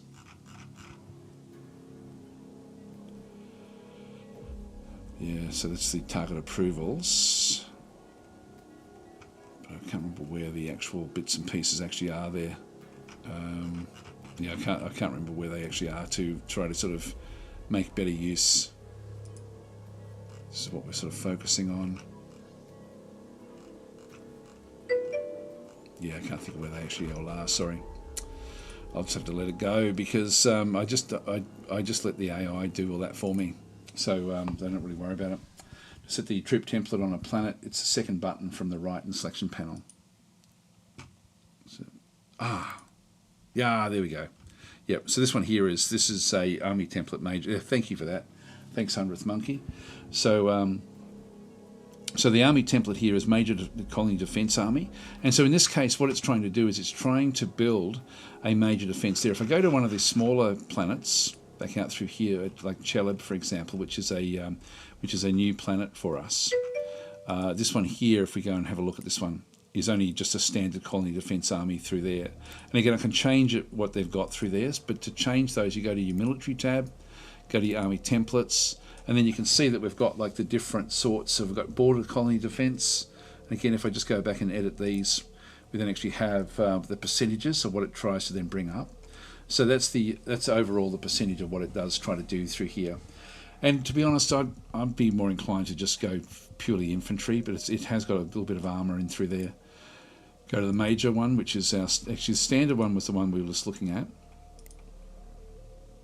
So this is mainly just percentages, but it's got 40% infantry, 20% armour, planetary defence, special forces, titans, etc. Going back through. So you can tweak these as well and just sort of change them. So this is major colony, edit. Yes, we've got a different sort of ratio there. Infantry and armour is a bit too much, but these are sort of like just ratios that it sort of then makes use of. So there's a lot involved that you don't even have to really know. It'll sort of just do what it's going to do. For the invasion fleet, let's just say that I'm not happy with the numbers that we actually have. Like if I see through there, I've got a little bit left over, but in reality, it's not the troop transports are going to be not full, not completely full. So that's a pretty full fleet, to be honest. We're missing 55,000 space on board, but that's probably because we're using armour as well. Like if I go into this one here, the armour there has got a size of 10,000. So there's 20,000 troop assignments on this particular fleet. If we have a look back in through here and have a look to see how much can actually then fit on these ones, we have should have a number here. Our troop capacity 25,000. Now we've already got 20,000 because we've got 2 armour, which leaves me with 5,000. So technically I could squeeze another of the infantry, which are only about 5,000, I think. If we just go and find another one, if I just go back to the 4th, up. There's nothing on board that one. And so yeah, these are 5,000. So I could technically squeeze more troops onto those. And so to do that one, I can then just go back and just override what the planet is building. This planet is not building any more troops because it can't really afford to. And so I could just go back into manage troops and just tell it to go and clone. Clone is always better if you've got the cloning facility. So you're going to end up with stronger troops if you do it that way. I'll always take the best of your infantry. So I can actually then go and build up even more troops if I wanted to, but I don't need to. So the AI has just done a good job of just managing that for me. So 100th Monkey saying a huge improvement to army templates would be to allow it to specify the desired strength instead of percentages. Yes, or in addition to. I think that would be a good idea, actually. That would be good. The reason it doesn't do that is because it relies on the size of the planet to then dictate what it thinks it needs. So it's sort of... let's go decline that one. I'll see if we can get this money up and just show what's going on through there. I don't think we will. Okay, we've got independent traders. Just make sure that's not actually... that's way over there. That's okay. New frigate completed. At Vernex, that's fine. Now we've got an Atlas. This is just a lone ship. I'll dismiss that one. And an escort there as well. Is this part of a group? Yeah, this is part of the 3rd Defence Force as well. 3rd Defence Force, I'm going to move them out because they're really not going to do well there.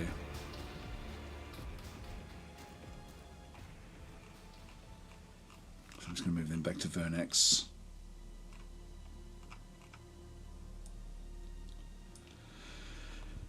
Get them away from those water cars.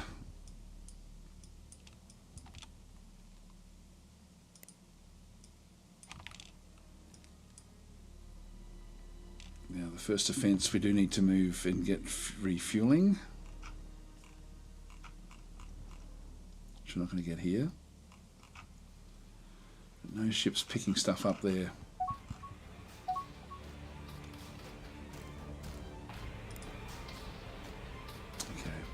So we've now got a new colony here. Again, I'm just going to leave everything on auto. It can just look after itself.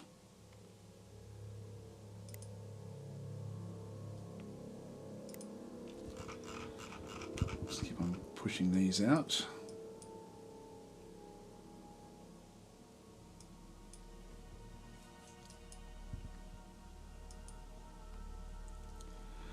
really should retrofit this. I think it's going to ultimately be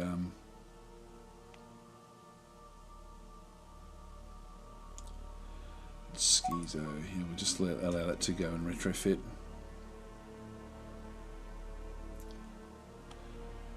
And I'm just going to decline that one as well.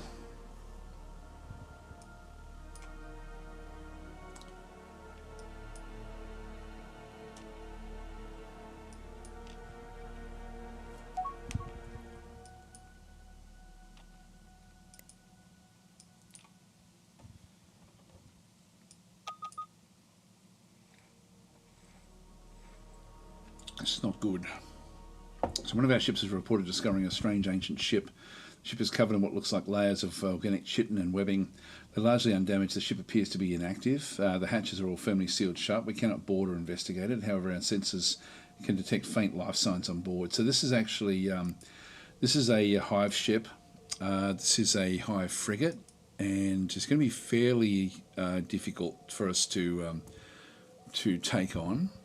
I can see these are very, very strong. So we'll dismiss that one. So we do actually have a small ship which is now moving in just to investigate.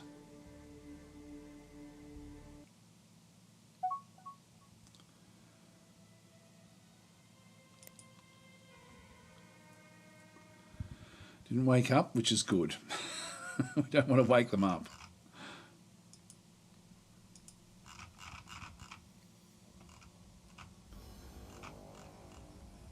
So we've got a bit to do here. Actually, I will put a couple of the construction ships onto. A lot of them are just retrofitting.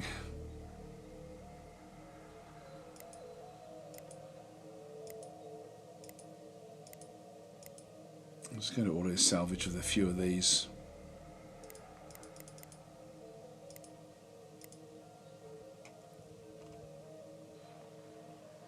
A little way away.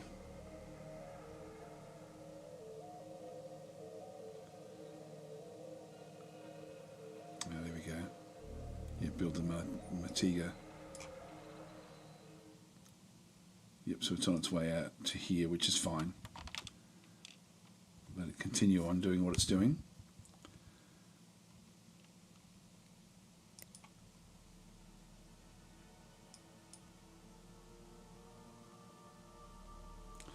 Yeah, so we're going to go and buy the fuel from these guys. Our money situation is almost to the point. Yeah, it's now sort of close. If we have a quick look at the money situation again, funding, we still don't have any excess. Yeah, we're still behind.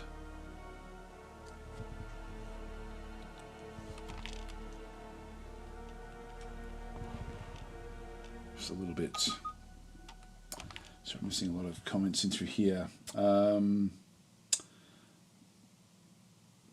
Yep, so Gerben Wolf saying, instead of turning off automation, you can change the happiness target for your planets to automatically have your tax rate adjusted. Yeah, this is good. That's a good suggestion. Stardagger, sorry, I'm missing a lot of the YouTube comments here. I'll just go back up and have another look. What have I missed?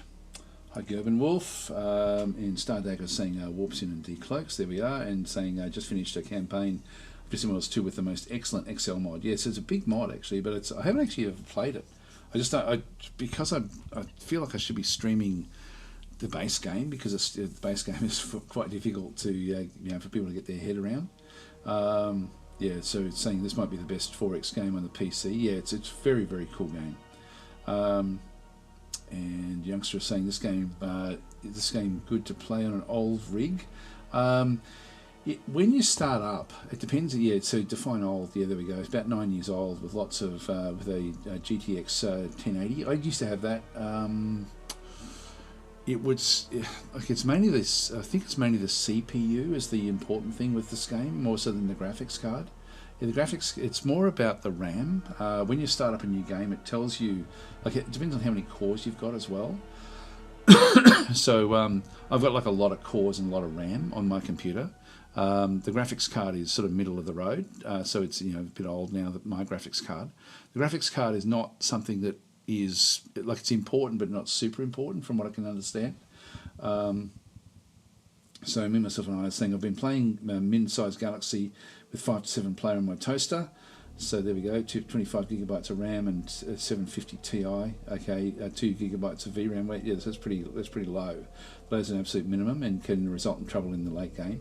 Yeah, so the minimum size Galaxies are still, you get a lot of gameplay out of those. We're just playing on the second size up.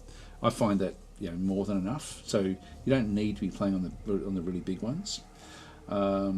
Yeah, if you can't crank, and so me, myself, and I were saying, if you crank everything up to 100%, you can get a recent system to choke. Though, yes, yeah, mine won't.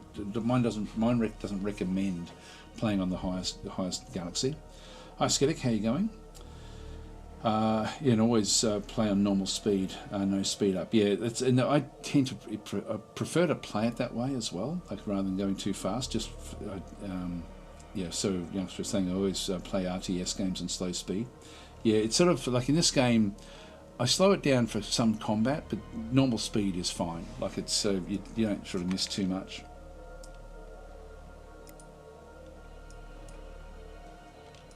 So I believe viruses at these two locations.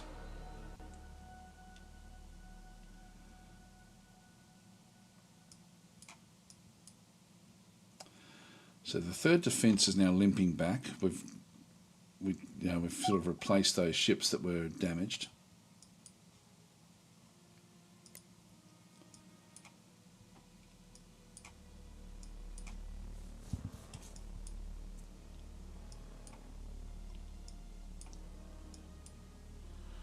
So this will be a first real good look at this system.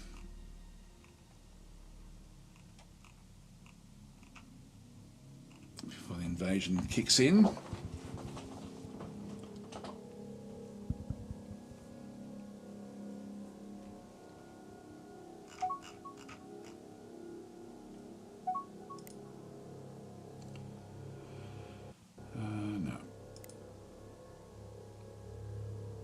So we'll buy the fuel from here.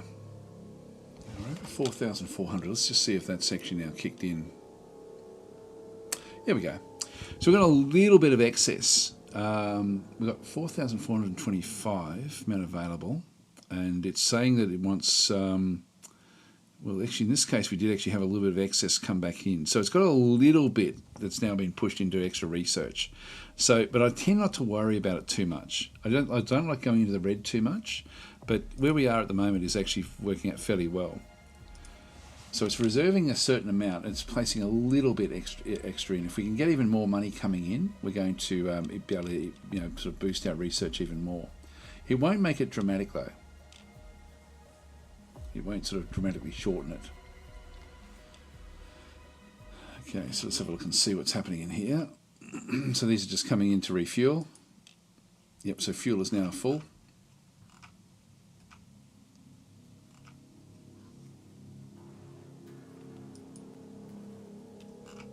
Explorer ship coming in there.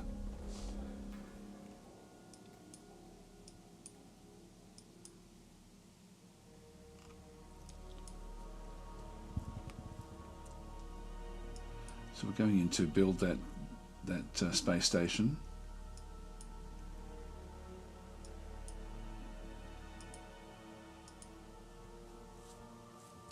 And this one as well.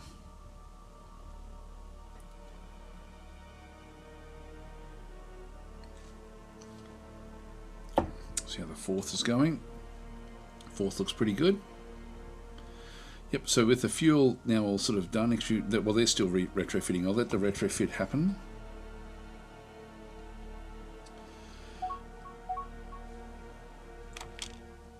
Okay, so it wants to declare war on the Alara Eden retreat. I'm going to decline that at this stage. Accept treaty. Offers protection. No, decline that one. Now, when we go back in, what were we just doing before? There was something, we were pulling apart the ship over here. Let's just see how we're proceeding. That's a mineral miner being built. Is that the location? I'm pretty sure the Vernex was was where we were pulling apart that other ship. Yeah, I can't see it there anymore. So I'm assuming it's gone. We didn't get a big boost in what we were doing there. If we have another quick look at the research and just see if there's anything else that really did get added to it. Nothing much there really. No. Okay. We'll still keep on trying to find the other ships just so we can switch. That's improved a lot. That one wasn't there before.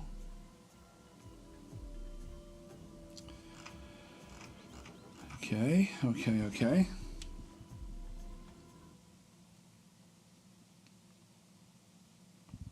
I might crash research this one, I think. Just pay the costs. Just to speed it up, that way it would be 8 years.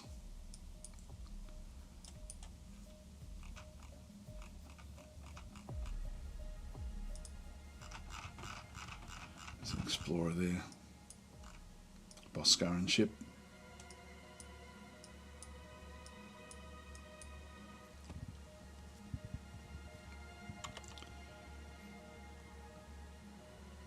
So the first offence, it's refueling at Brightwick 2. This is the old design, so we'll just wait for these to all refuel up.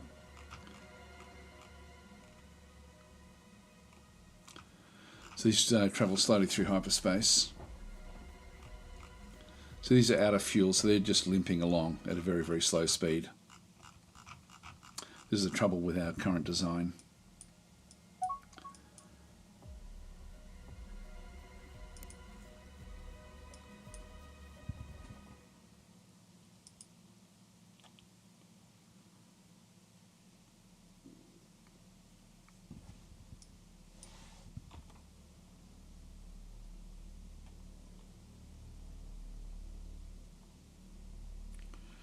Yeah, we do need to retrofit this fleet. Now it's wanting to move out to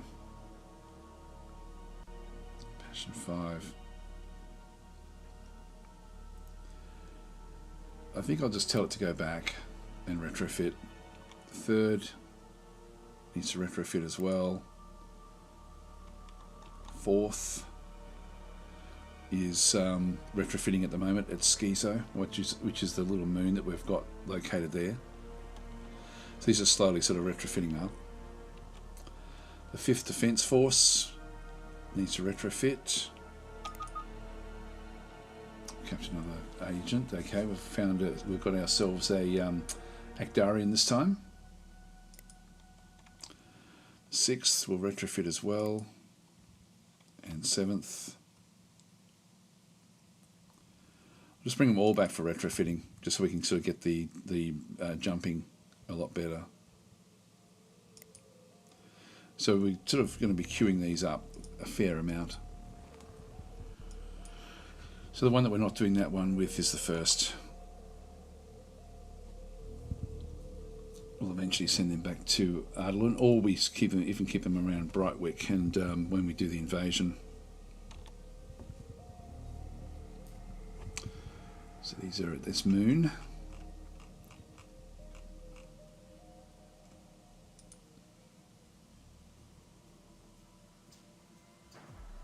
Yeah, we do have some shortages in here.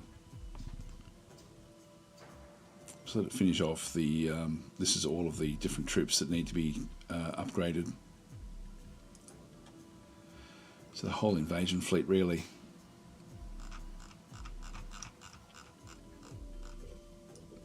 So I'll wait for those.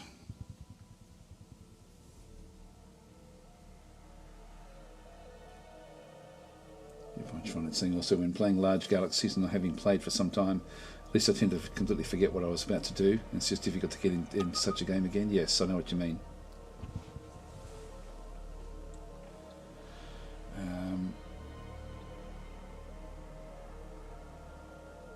Yes, DasTactic is saying Stellaris tells you what you can't do for no reason. Distant Worlds 2 gives you the keys and lets you do what you want. Reason for not being able to.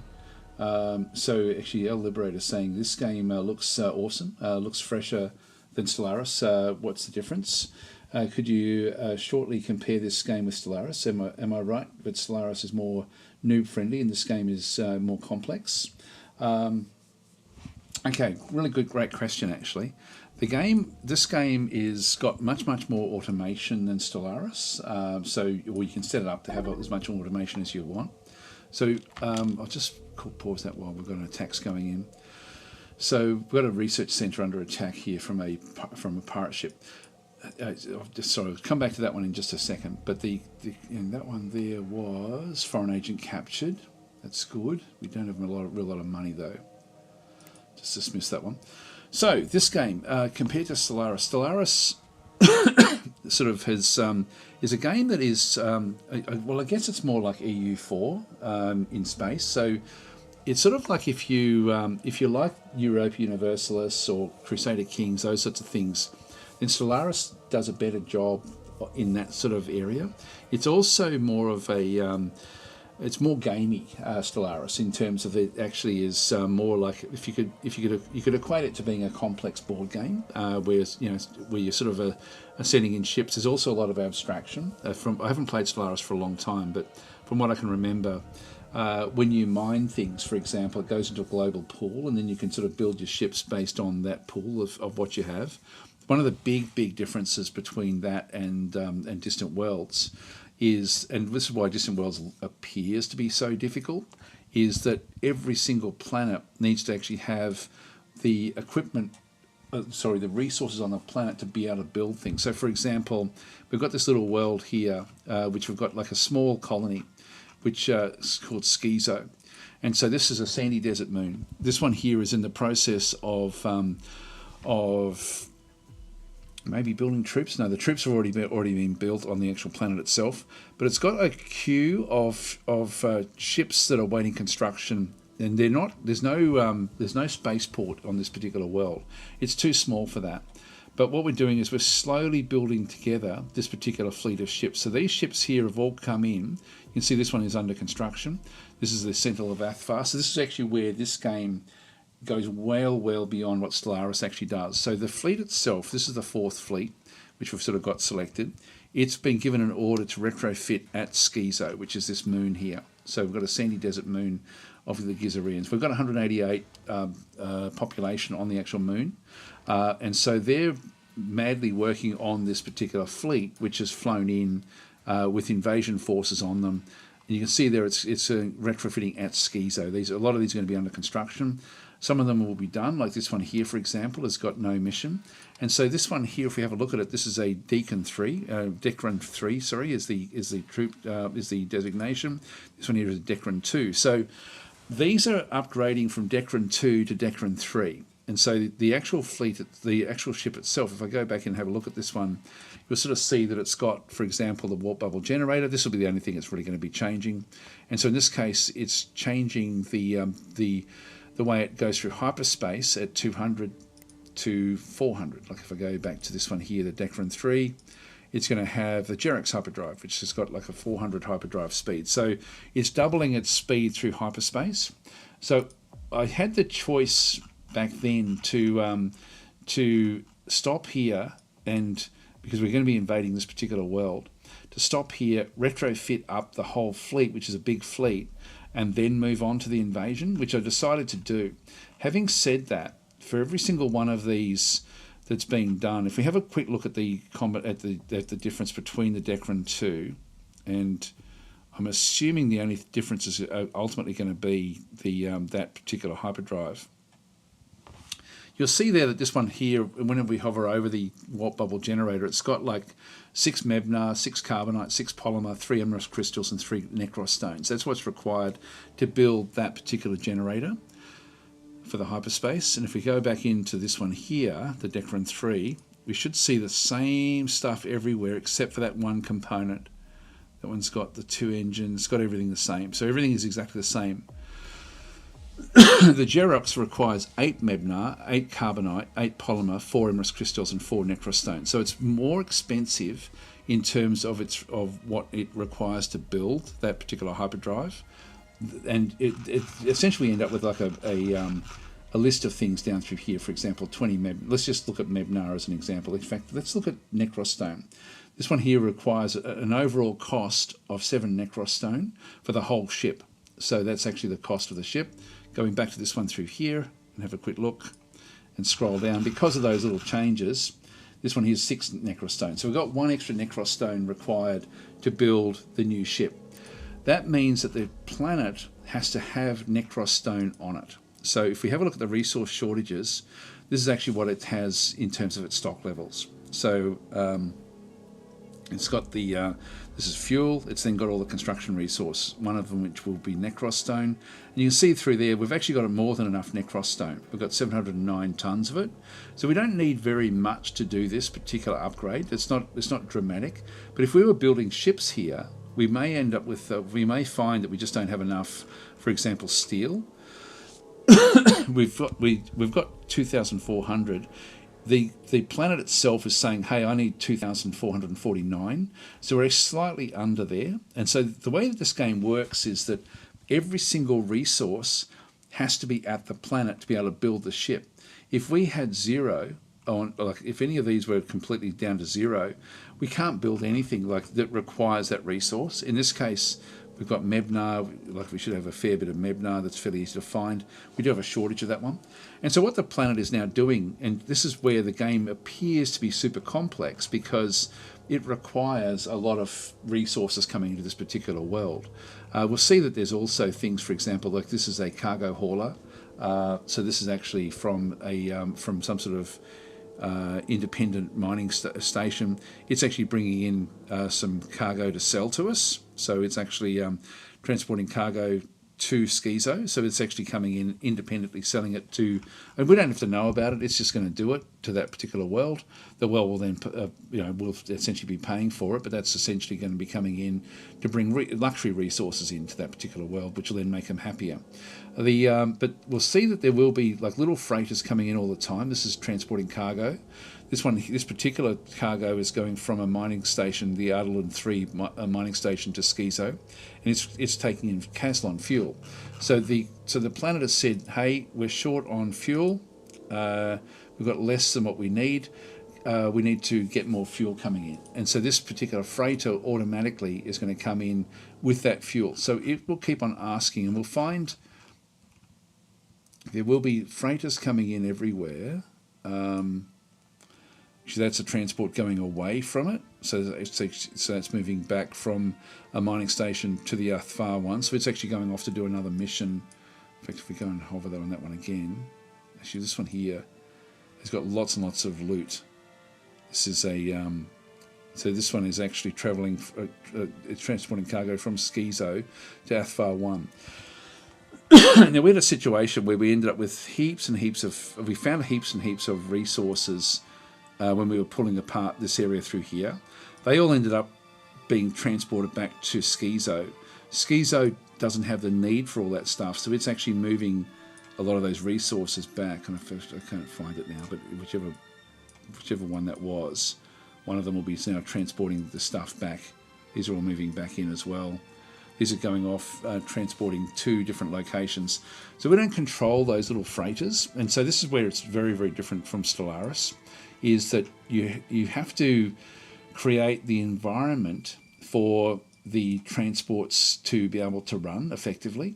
And so in this case, we're just sort of letting things happen, like with the, all we're really managing is the military, but there's all these little freighters everywhere. This one's going for retrofitting, so it's just going to go back to the home world. This one here, for example, if we go back to Athfar 1, which is our capital, I think it's our capital. Yeah, it is, with the star there. And so this one here has got like a, doesn't have a big building queue in through here, but we have a spaceport. And the spaceport is now going to have like another building queue just going through its retrofitting or building small freighters. Okay, it looks like it's actually gone through its main run. If we have a look at this one here, this is actually the 6th Defence Force. And these are now already at Assault Frigate version 2. So these are actually now ready to go.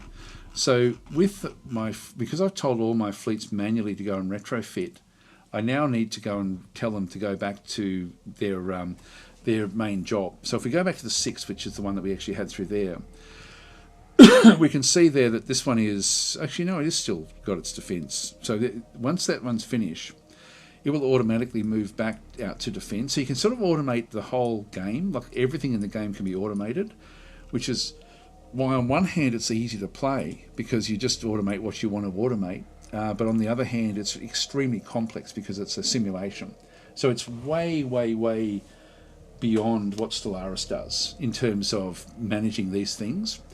When you have a shortage, and if we go back into our resources in through here, so there's a lot more involved in the user interface here than what you get in Stellaris. Stellaris is designed as a to be essentially with a lot of abstraction. Most games are, like, which is not a detriment to it. But if you do like simulation type things, and this is real time simulation, then this game really excels in that sort of sense. Whereas games like Stellaris or Galactic Civilizations or Interstellar Space Genesis, those other games are more, there's more abstraction because it just allows you to then play the game as a game. But this particular one does, you can still game it, but to a large extent you're managing the simulation, and so which I find really, really good fun. So if I go and click on the resources through here, we have we're only seeing the fuel and construction resources, but I can go to specific resources. It's very important to check every so often that you have enough of the critical resources, and you'll find them for when you're trying to build things. Like, for example, anything that's in red means that there's a shortage, and so we have a shortage of steel, even though we've got 41,000 in the galaxy. In our empire. So if I have a look at steel, but steel we've only got 2 of 1,800 sources, so we haven't built very many mining stations. But we don't really have. I don't think we have a massive problem with steel. Steel's everywhere. Like you can see how many. There's nearly 2,000 sources we're aware of. I won't worry about that one so much. I'll just see if there's any others. Polymer. Polymer's usually one that can be very, very hard to find. So let's just go across. Quite often you'll have a shortage of polymer. You may have a shortage of carbonite. In this case, we've don't have any shortage of either of them.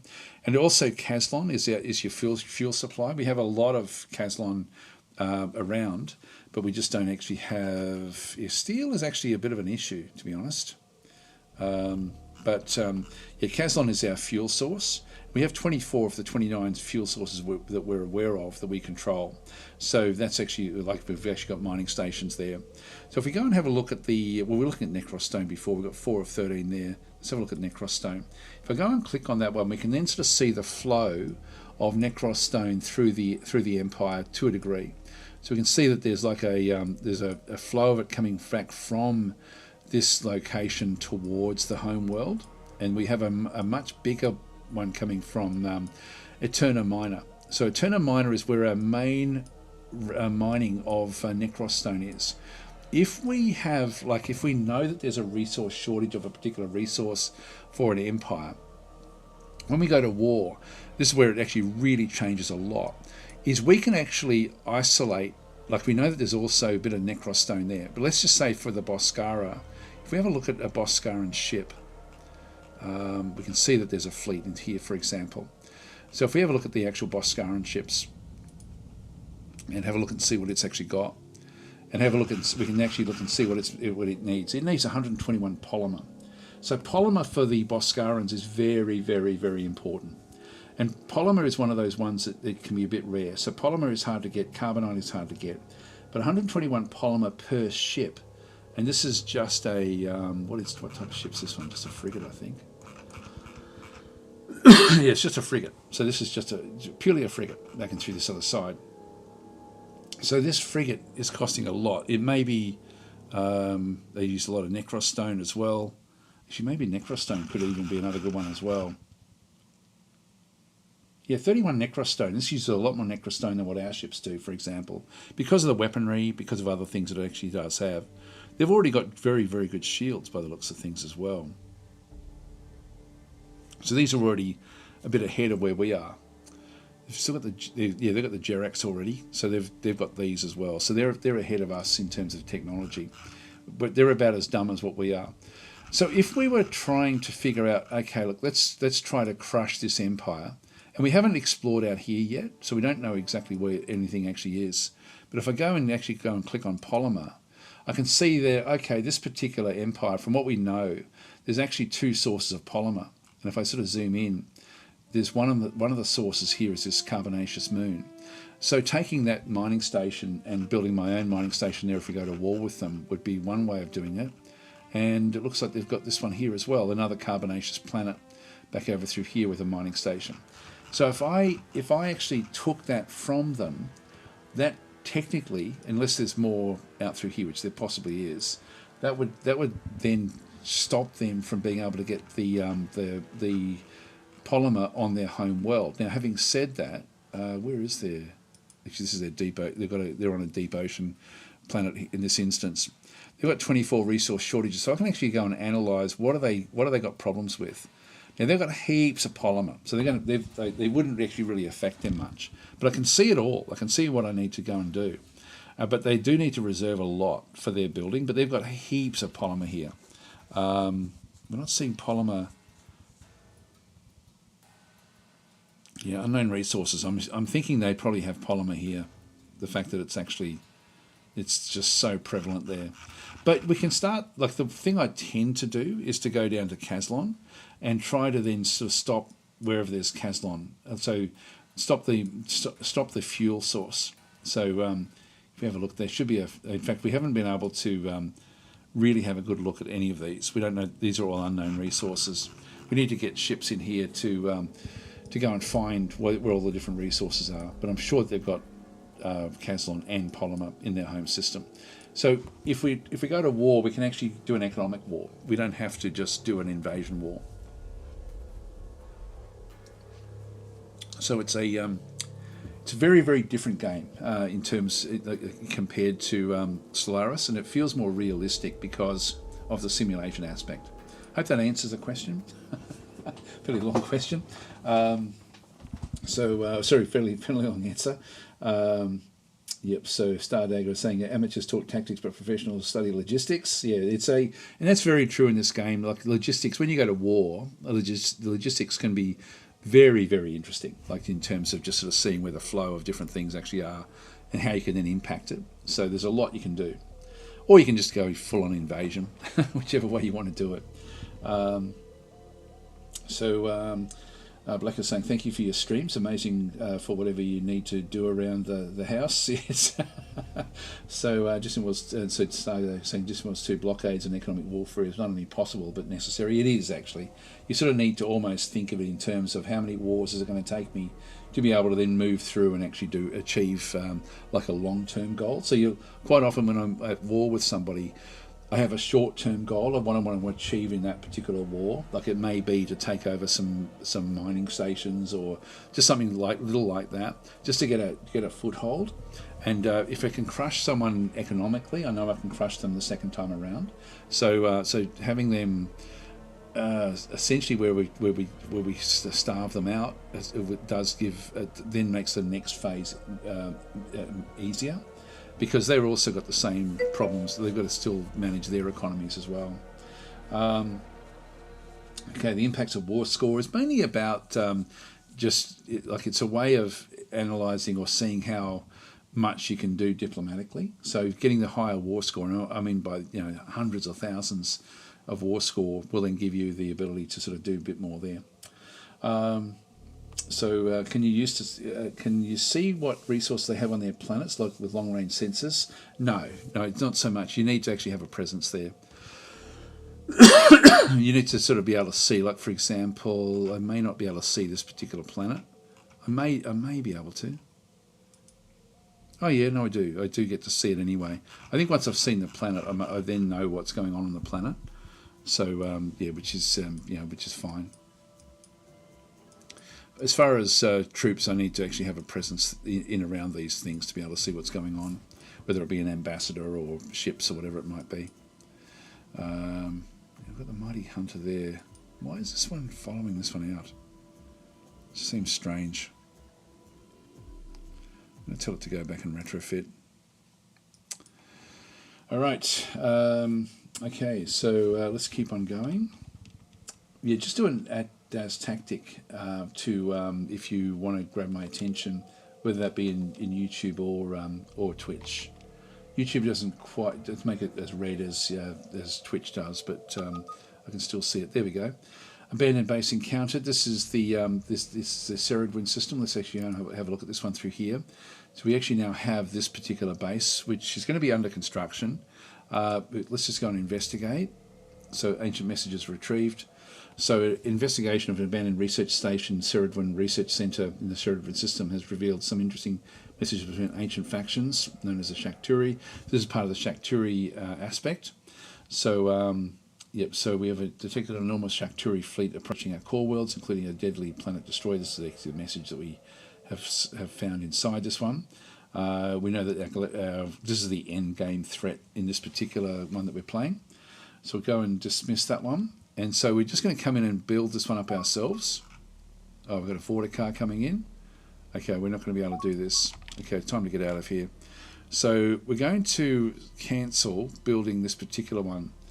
So the 1st Defence Force wants to go and investigate reported threats at Martinga 5.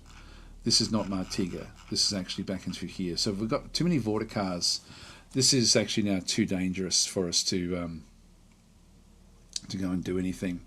So I'm going to go and send it out. I'm just going to move it across to just get it to run away. The Vorta cars will kill this ship before we can do anything.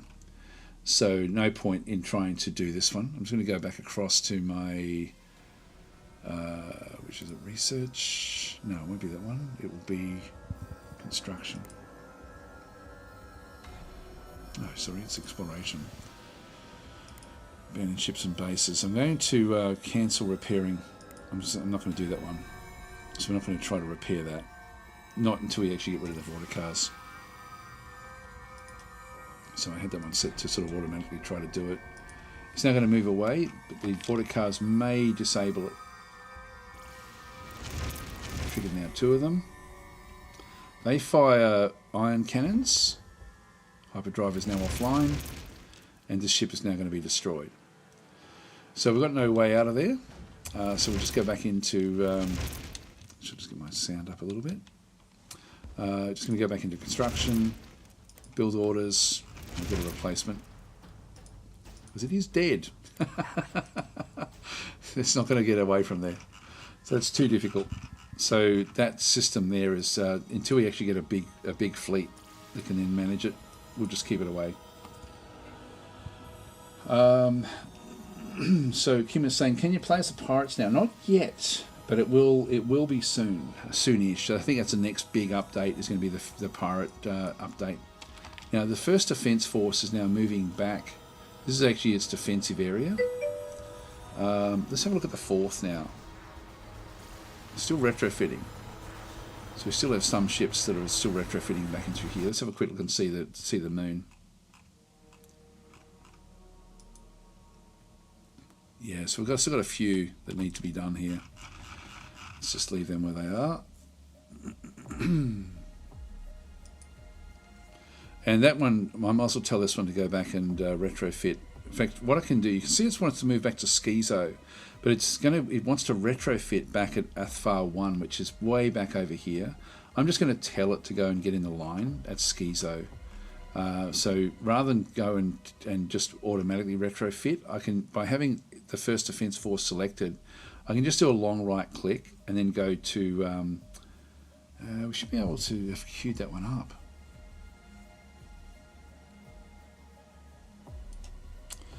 I'll let it, these are the old ones. Yeah, they're still the old ones. Yeah, no, we still need to retrofit, but that should be able to retrofit from here. What I might do as well here is actually, like these still have to all be built up. You can see there the construction.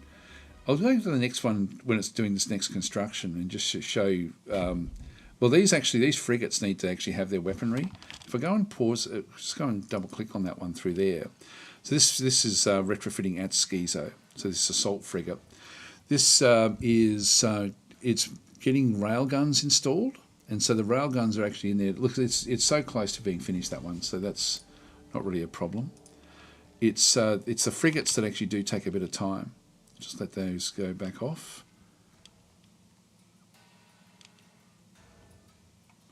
Actually, one thing we did have, we were going to look at this threat in here. Where was it? Not that one.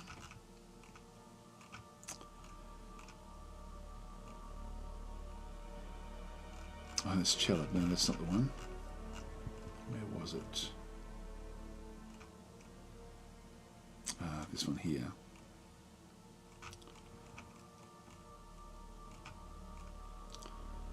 So we're constructing this. So we're slowly constructing this one through here. These ones were under attack, but these actually are, it's great that these are so close together, and that's just sort of a bit of random chance. This spaceport, if we have a look at the spaceport, this again is interesting to sort of see how things actually do work. So at the moment the reactor is offline. We're building the different areas. Now the different layers, it's like an onion. The inside layer is the hull, and you can see the hull is now at 39%. And we can see when we hover over it, there's a lot of components that are damaged and destroyed. So we've got, so when we have a look at it, we've got a total of 15 general slots down on that bottom line, 5 of which are now damaged. Now that means that they're being repaired at the moment. They'll eventually come across to being normal, and then we've got destroyed as 10 of them. So if we go and click on the actual, on the small spaceport itself, I can't pull this apart. Oh, ultra long range sensor array. This is perfect for us in here anyway. We're then going to get an extremely long range sensor when this is all finished. This is going to be a very, very powerful area for us. It's got a research lab on board as well. So ultimately, when this is actually fixed up, it's going to be an incredible space station for us. So this will be very, very cool. It's the planet itself is like it's going to be fairly costly. It's going to cost me a fair amount, 420 per year, which I don't mind to get that long range sensor array. So all of these things at the moment are destroyed. A few of them though, like this one is damaged. The shielding is damaged. When we see down through here, a few of these things are actually just being repaired at the moment. So these are being repaired from the constructor. So the constructor that's here will actually be just repairing that particular station. So so ultimately, once that one's done, we're going to then have we're going to be able to see a lot of what's going on in around here, which is why getting Brightwick is going to be important to us. Hi Sev, how you going? And Ben Predictor saying, hey Daz. It's going to sound like a weird request. Let me preface this by saying, no, you don't normally do modding in your games unless it's cosmetic, but there's a mod for just mod 2 called the Excel mod. I was wondering if you could check it out and give a breakdown on it. Not necessarily play it, but just explain your thoughts on it. As an experienced player, every account I've heard of it is that it's brilliant, basically, but I don't really want to be playing it because it'll change the base game too much, and because I show there's so many questions I get about the base game that I really don't feel I can play that mod like properly, if you know what I mean. Like it's sort of one of those things where I would like to, just from a fun aspect. And as I said before, like I haven't heard anything negative about that mod at all. Like it's a complete it changes everything in the game. Like it changes everything. So yeah, but by all accounts it's an incredibly good mod. So anyway, that's but yeah, something I just because there's always questions about the base game. I sort of I'm not going to that particular mod. It does too much. If it was just I do use some mods to sort of show better facilities, show better resources, things like that. But I don't. They're just cosmetic. So yeah, it's but the Excel mod changes a lot of other things. So yes, Stardecker is in sort of saying on YouTube, Excel is the Zendaya of Distant Worlds 2 mods, glorious and beautiful. It really is. Like it's and again I've never played it, but it's been around for a long time too, so which is very, very cool. Saying it makes complete sense. I would not have learnt the game if you'd not done that. Yes, that's pretty much it. And so I'm sort of more mindful that there's so many questions about the base game. That I feel like I'm sort of more obliged to play base game. Like in terms of I can change graphics, but not much else. A bit worried about this border out here. Brightwick, I need to get hold of this. If we're still doing a retrofit here, let's just quickly have a look and see what's going on at this particular planet. Yeah, we're getting through. We're almost done. These will happen fairly fast. What I can't afford to happen now. These ones start off at 87% because they've got to. These have to go and change the to the railguns. So there's a bit that they need to go and do. Go to this one here. This one's still got the Thuon beams, so they're the things that have to change along with the hyperdrive. But I'm now worried about this border encroaching out, and this actually looks like it's all part of the Boscaran border. So a new mining station complete. Now accept treaty. Nope, decline that. We haven't had any real big pirate attacks, which is a bit of a concern because I really was going to be relying on capturing pirate ships.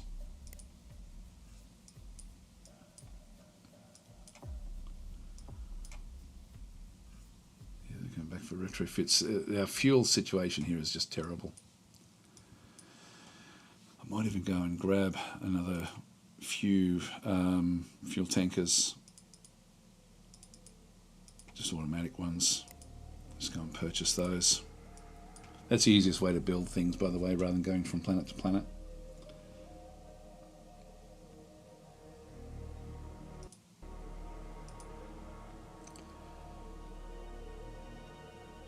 Now, it can't quite, for whatever reason, get past there. So it's bouncing across to Cella before it goes back across the other one.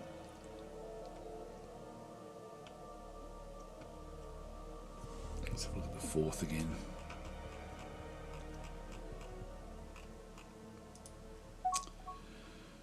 Yep, so we nearly got this next frigate done. Just taking time. We just don't have a clean way of doing this one. And what I might do is actually tell it to go and build a spaceport. So I'm just going to build a small spaceport there. That will then just get queued up. Let's put it there. You know, I'm going to ditch that. Under attack. All right, here we go. Here we go. We've finally got ourselves. I'm just going to put this one into slow speed, and we'll analyze what's going on here. Now, this is a disabled pirate fleet frigate. So we've got a pirate ship has actually moved into the Vernax system. Finally, this is the strategy that we need to be playing as the Gizareans. And so our guys, we've got a few fleets in here because we've been retrofitting in the Vernax system. And so this pirate ship has just happened to come back in. Now, why is it disabled? Let's have a quick look and see what's going on with it.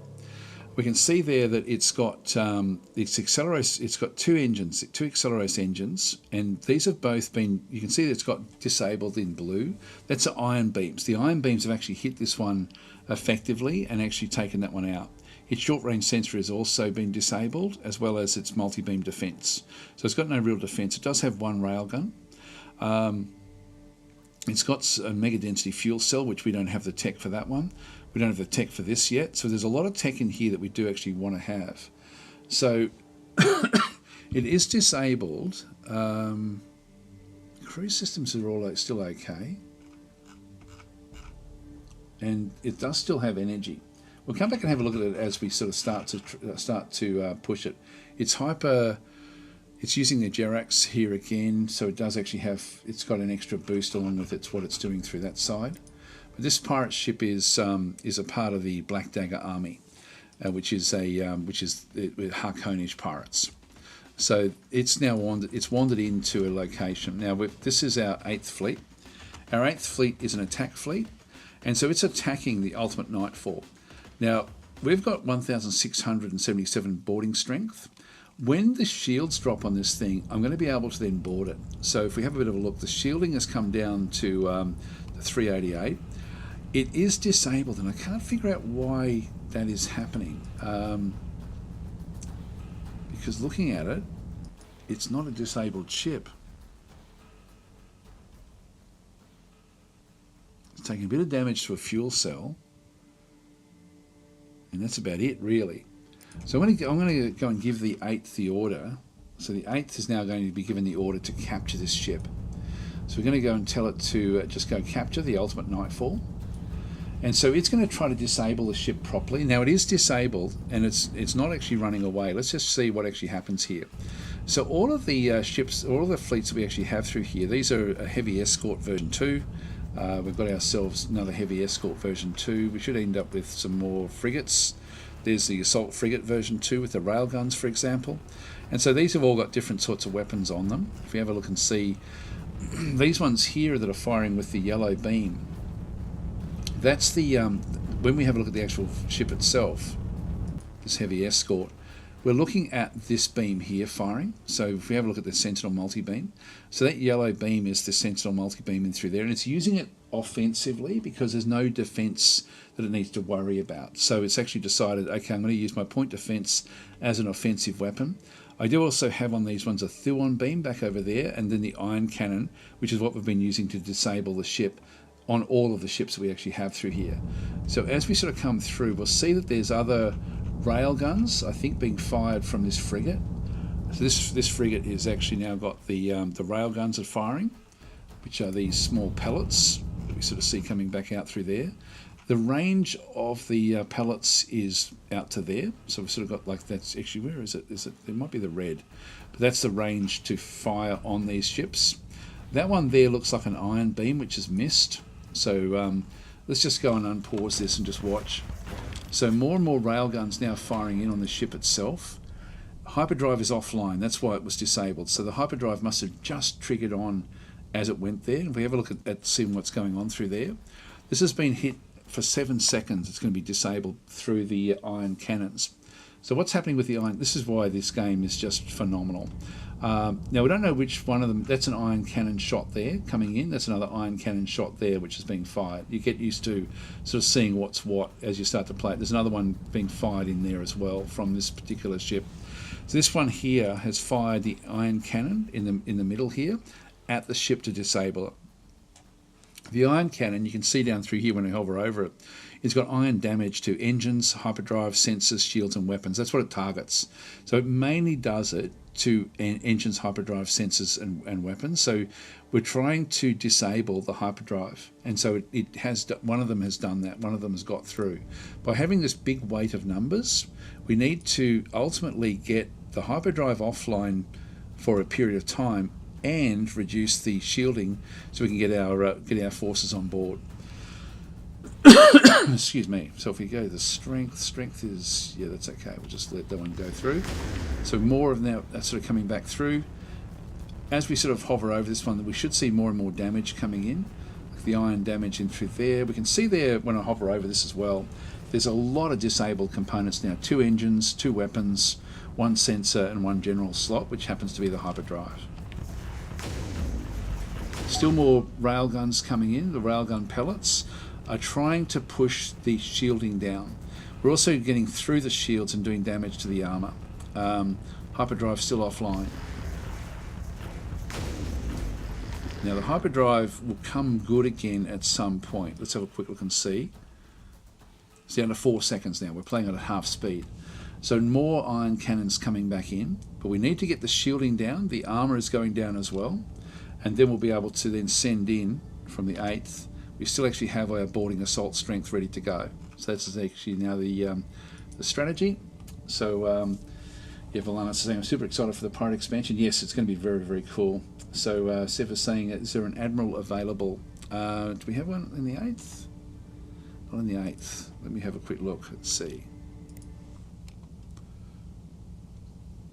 Yeah, we do. This is from the 2nd fleet. So we'll just go and click to edit. So Sev 82. There we are. So that's been redeemed, or DasDeemed. So we've got that one through there.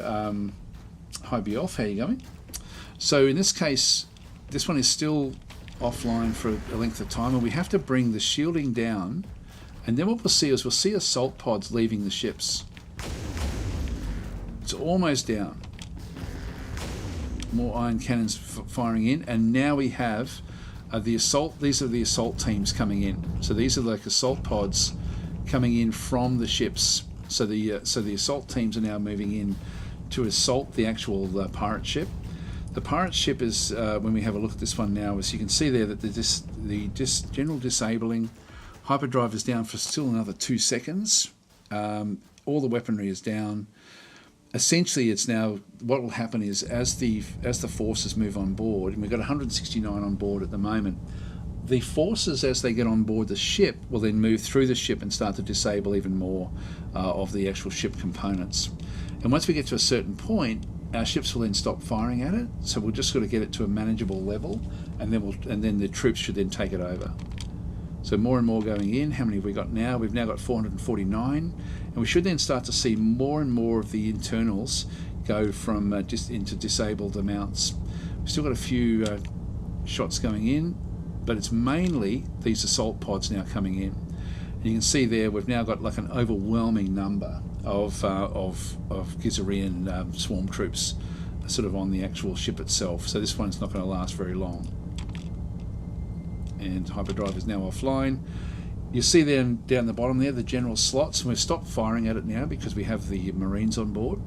And if we hover over that one, you'll see there that in the general areas we've got we've got 2 damaged, 8 are still on normal, but 3 have now been sort of taken offline. So as we move through the ship, we've now turned the fuel cells have now been turned off, and so the guys will then, just as they move through, disable all the components on the ship while they're taking it over.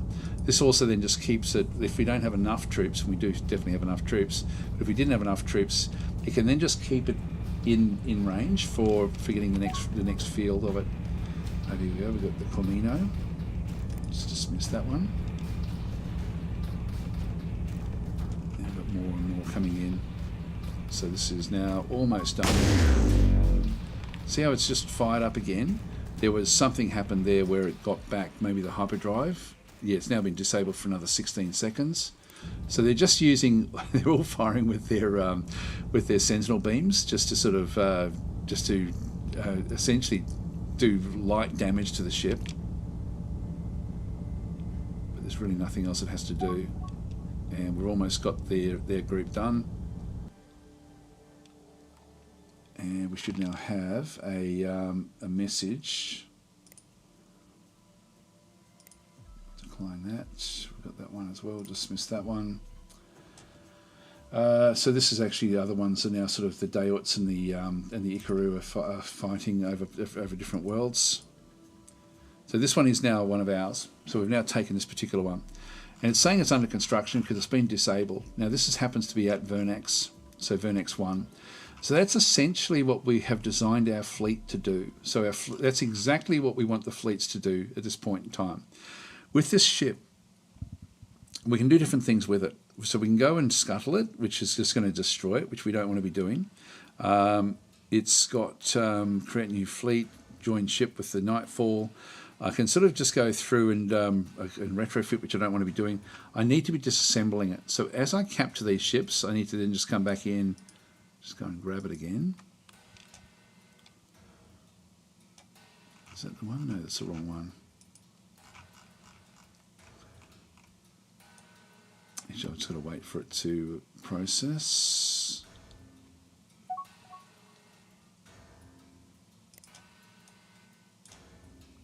It's funny, I should be able to have, I don't want to scuttle it.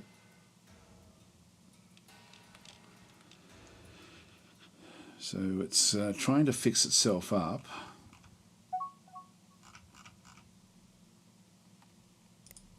I should be able to tell it to go back into here. I don't have access to it. It might still be disabled too much, but I should still be able to queue up the mission.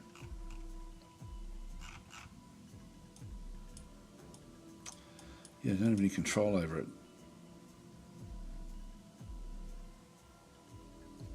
I'll wait for it to come good. Just go back up to normal speed again. So the 8th is, I need to put that one back onto, this one's just going to go back onto a defensive role. So it's actually just defending targets within 50 m of the Vernax 1.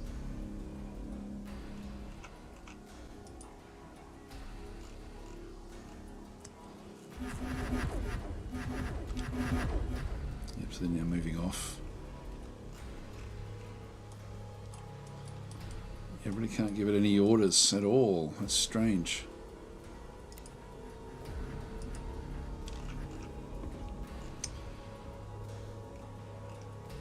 Just keep it on manual control. Ultimately, that's what we need to be doing. There's merchants and things.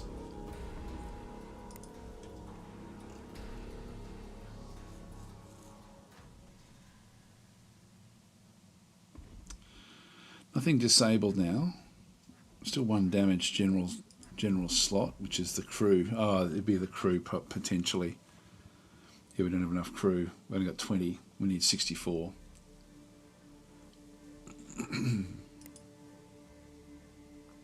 But this scavenging is really the key to what we need to be doing. There's a whole heap of these space liners coming in.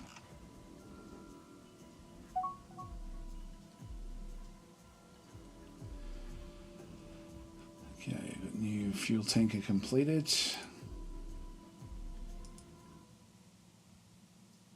Got Actarians back on that one.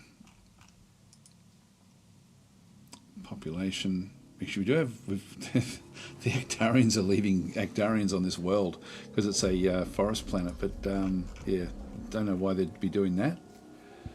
We'll leave them to it for now. God, I really can't do anything with this ship. I'll just wait for it to finish its construction. Just hover over it. There we go. There we go. Nope, I still can't do anything. I don't want to scuttle it.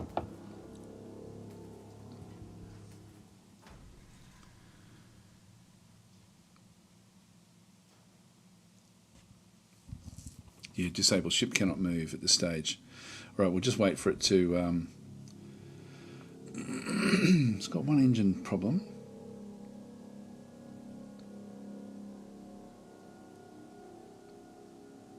I don't know why it's saying it cannot move. That seems funny.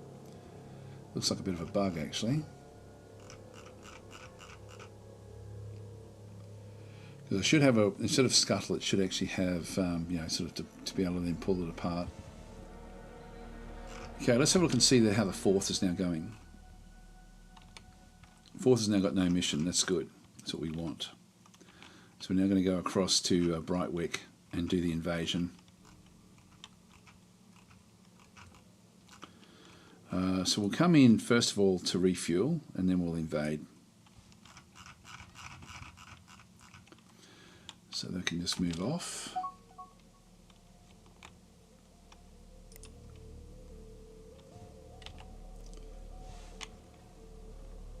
Everything's now fixed up on this ship. Yeah, now I can do it. Retire at Vernex 1. There we go. So for whatever it was, I can now tell it to go and retire, and so it's now going to go and move into the planet Q, and just set it up. So the Actarians are doing a good job there. They're stopping the Boscara from expanding. Secret information, unknown ruins. I'm going to decline that one. So this one's now limping in to now just go and essentially retire at Vernex 1. And so we should have another big boost to our technology once we start to do this one. If we have a quick look and see, what do they have? They had mega fuel. This is a what else did they get in through this other side? The ablative shields. We may get Corvidian shields. So a little bit more of that one. Yeah, we'll just see how we go. So as we start to pull this one apart again, the Gizarians will end up with a message. It should tell us that we're going to be doing issue declare war. Don't even know who they are. I'll decline that one. If we have a look at the at F1 and just go back into the game concepts, go back to the alien races, and go back to Gizarian. So I was hoping to do a lot more of this. This wastes nothing. 25% increased chance of tech boosts when salvaging or retiring a ship with advanced tech. Additional tech boosts when completely retire an advanced ship. So this is what we're sort of relying on here. So we're relying on the boost along to pick up. Now, second, I'll go and assign that mission. And this will now sort of just come back in for retirement. It's the next one along. This mining ship's just under construction. And then once that one starts, that one should then give us a bit of a tech boost along. But the Gizareans rely on capturing ships like this and pulling them apart.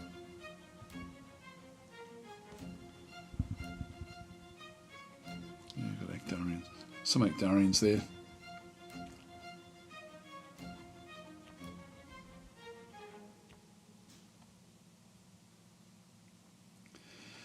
So the AI is just building a mining ship. It's got a few of them queued up. What will happen is it'll have the civilian ships will then sort of get into a line, and then when like that was already being built, so we'll finish off building what it's got, and then it will go to the next one, which will then be, well, we've actually now injected a for the planet to pull apart. We do actually have a spaceport as well, which will be doing its own build queue.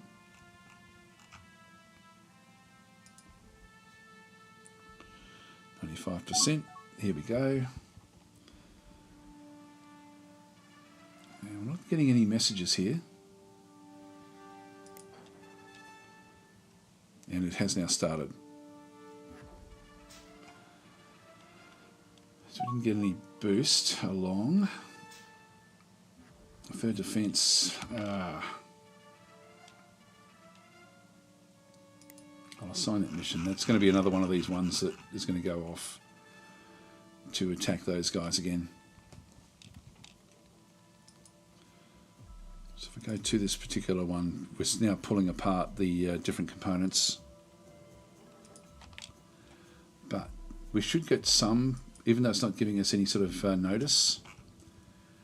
Yeah, storage has gone up a little bit. Colonization a little bit. Damage control was there before. Nothing extra there. Getting proton engines a little bit more there.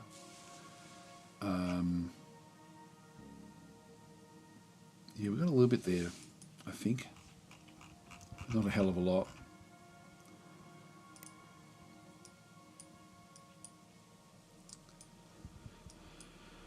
So we need to capture more. Here comes the invasion fleet. So we're now travelling a lot faster.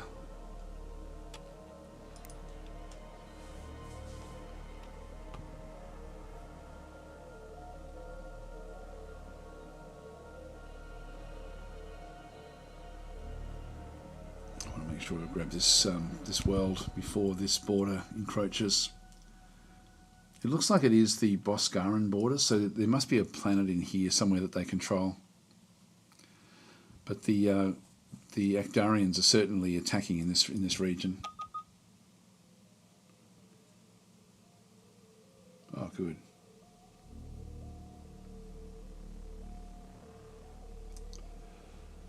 Warp light field. I don't even know what that is.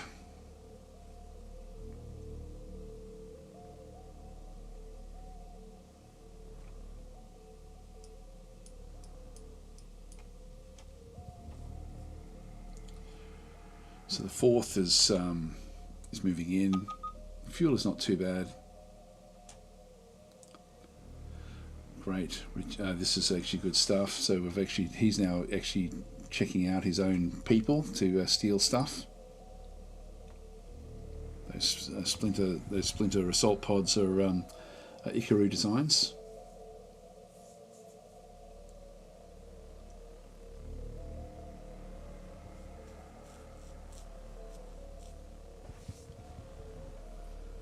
I wonder if I shouldn't send off. I forgot to even send the ambassadors off.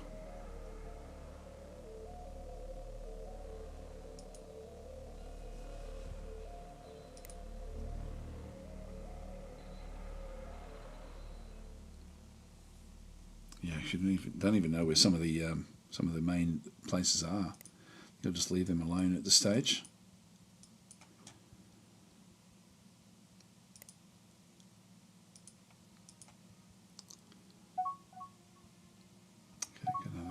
ambassador.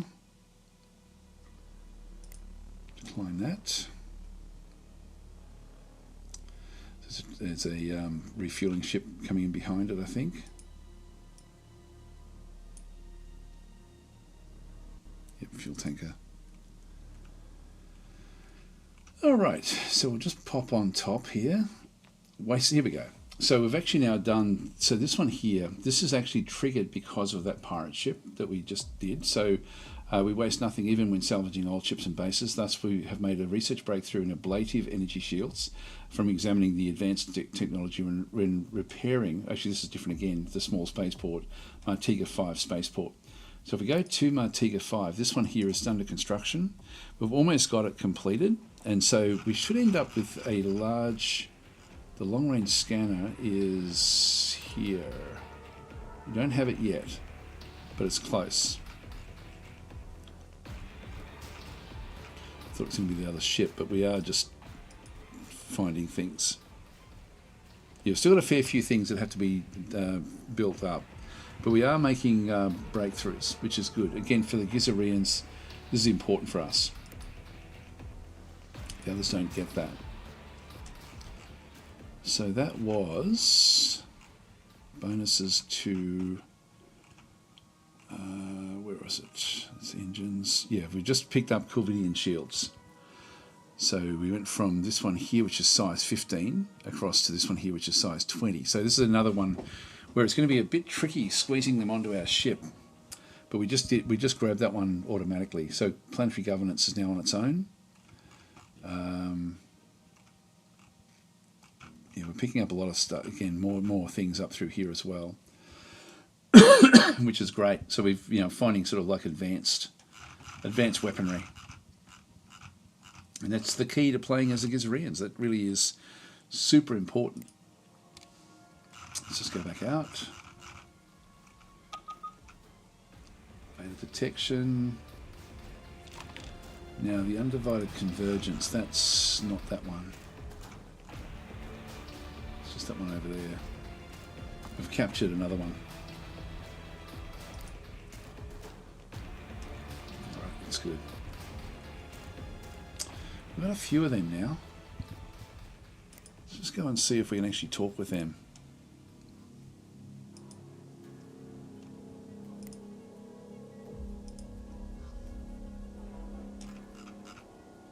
We've got two of their spies. Yeah, they won't part with their with their technology. Yep, no, that's okay. Just let it go.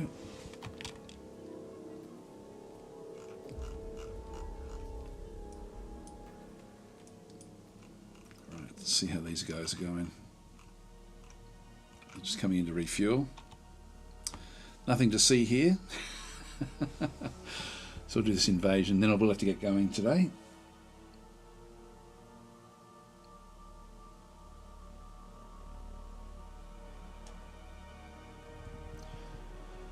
So the big invasion fleet is just moving in.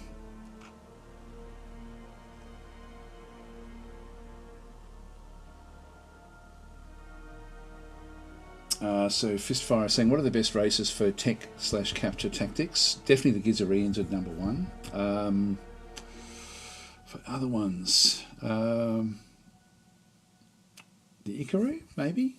Just trying to think, but certainly the Gizarians, they rely on it to get their technology. It's just so important playing as the Gizarians for that to actually be what you do. But certainly the Ikaru have got like a lot of they've got a lot of power in what they can then go and do. Some Artelis. So we've got a big fleet coming in through here, the second fleet. This Artelis will then be damaged. Taking damage in here.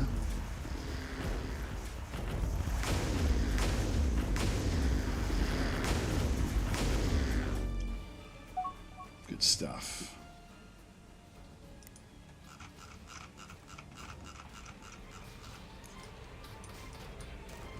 So we're going here now. Fourth. Everyone's pretty much refueled, so I think I'll now just send them in. I'm going to prepare and invade, which just means everyone sort of gets close together. I'll then move in and we'll start the actual invasion. So all of the invading forces will then sort of get into position around the planet. And then drop their forces back. Here we go, invading enemy colony. I'll just go to show me. And so when we go and click on this one through here, it's saying there's no troops, but there will be, unless, yeah, we are invading. I'll just dismiss that one. There's more hive stuff. There we go. We're now sort of seeing the invading forces now moving in.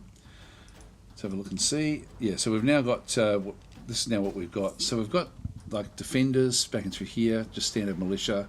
These are very, very weak. They have a defense strength there of 56, and we've got at the moment only two of the battle pod swarms are coming in. They've got an attack strength of 229. So we actually have, they've got a fortified line because there's so many of them. We've got an armoured breakthrough and also space control. So we end up with a few more spaces in through there. More will then hit. There we go. We've just doubled there. We're getting more and more of the armour smashing in. And so we're just going to be able to then sort of dominate. Here comes the first of the infantry. And they've now lost their line. And now they're being destroyed very, very quickly. The general didn't land yet. There we are. Colony conquered. So we'll just dismiss that one. So the scouring. So this is actually now another one that we get with the Gizarines. With our recent conquest of the colony Brightwick 2, we can choose whether to implement the scouring. Scouring this newly acquired colony will grant us an extra tech from this conquest. Some of the existing population will be consumed, providing food to temporarily boost population growth for Gizarines throughout your empire. Our diligent efforts to scour the planet will also no doubt reveal any hidden resource caches. So we're essentially going to strip mine as much as we possibly can the people of the planet. So scouring will also lower colony happiness for 2 years and dramatically reduce the development level of the colony, which is at this stage okay, so I don't mind that. It will also harm our reputation with other factions. So I'm going to scour the colony because I need tech. So I don't know what tech I'm going to pick up. Alright, just pause that one again. And so we've now got expanded troop transports. So have been picked up by scouring that particular one. So that's now given us, the project provides the following advances: medium troop transport. So if we have a look at the what we end up getting, so this one is an angry colony. Planetary governance is still back up through there. We've got a new general who has now appeared as well. Just decline that. So if we have a look at the what we ended up getting there, so this is now, we picked up bigger troop transports, so bigger ships for managing the troops. Now I won't bother making those up just yet because we are going to have to. I'm going to have to sort of rejig a few things now. We didn't pick up anything else really, but this is, the Gizarians essentially do well by capturing and by doing this sort of stuff. So it certainly gives us an advantage by doing this. Now the actual group itself, again, this is an unhappy colony. So we've got an angry colonist back in through here, which should be Brightwick. Yep, so Brightwick is the only one that's actually really unhappy with all of that, but that's just the way it works. Yep, that's okay. Damage of 1%. Yeah, I don't mind that one so much. Unknown ruins, we don't know about those just yet. We've got the two generals have now appeared here, but I'm going to leave that where that is. So I'm actually run out of time, guys. So yeah, so it eats what? Well, the Gizarians are now eating the colonists, eating the Ugnari, the worm creatures. So I'm just going to leave it here. We'll be back next week, I guess, to sort of continue on, but we need to capture more pirate ships. That's really quite important. This will now give us an even further expansion of the empire. It's probably a little bit far away, but I don't know what that ruins will be. But we need to find out what all these different things actually are. Anyway, guys, I'm going to leave it there. So I'll catch you tomorrow if you're around. And yeah, should be. Don't know what I'm going to play yet, but we'll see how we go. Thanks for watching.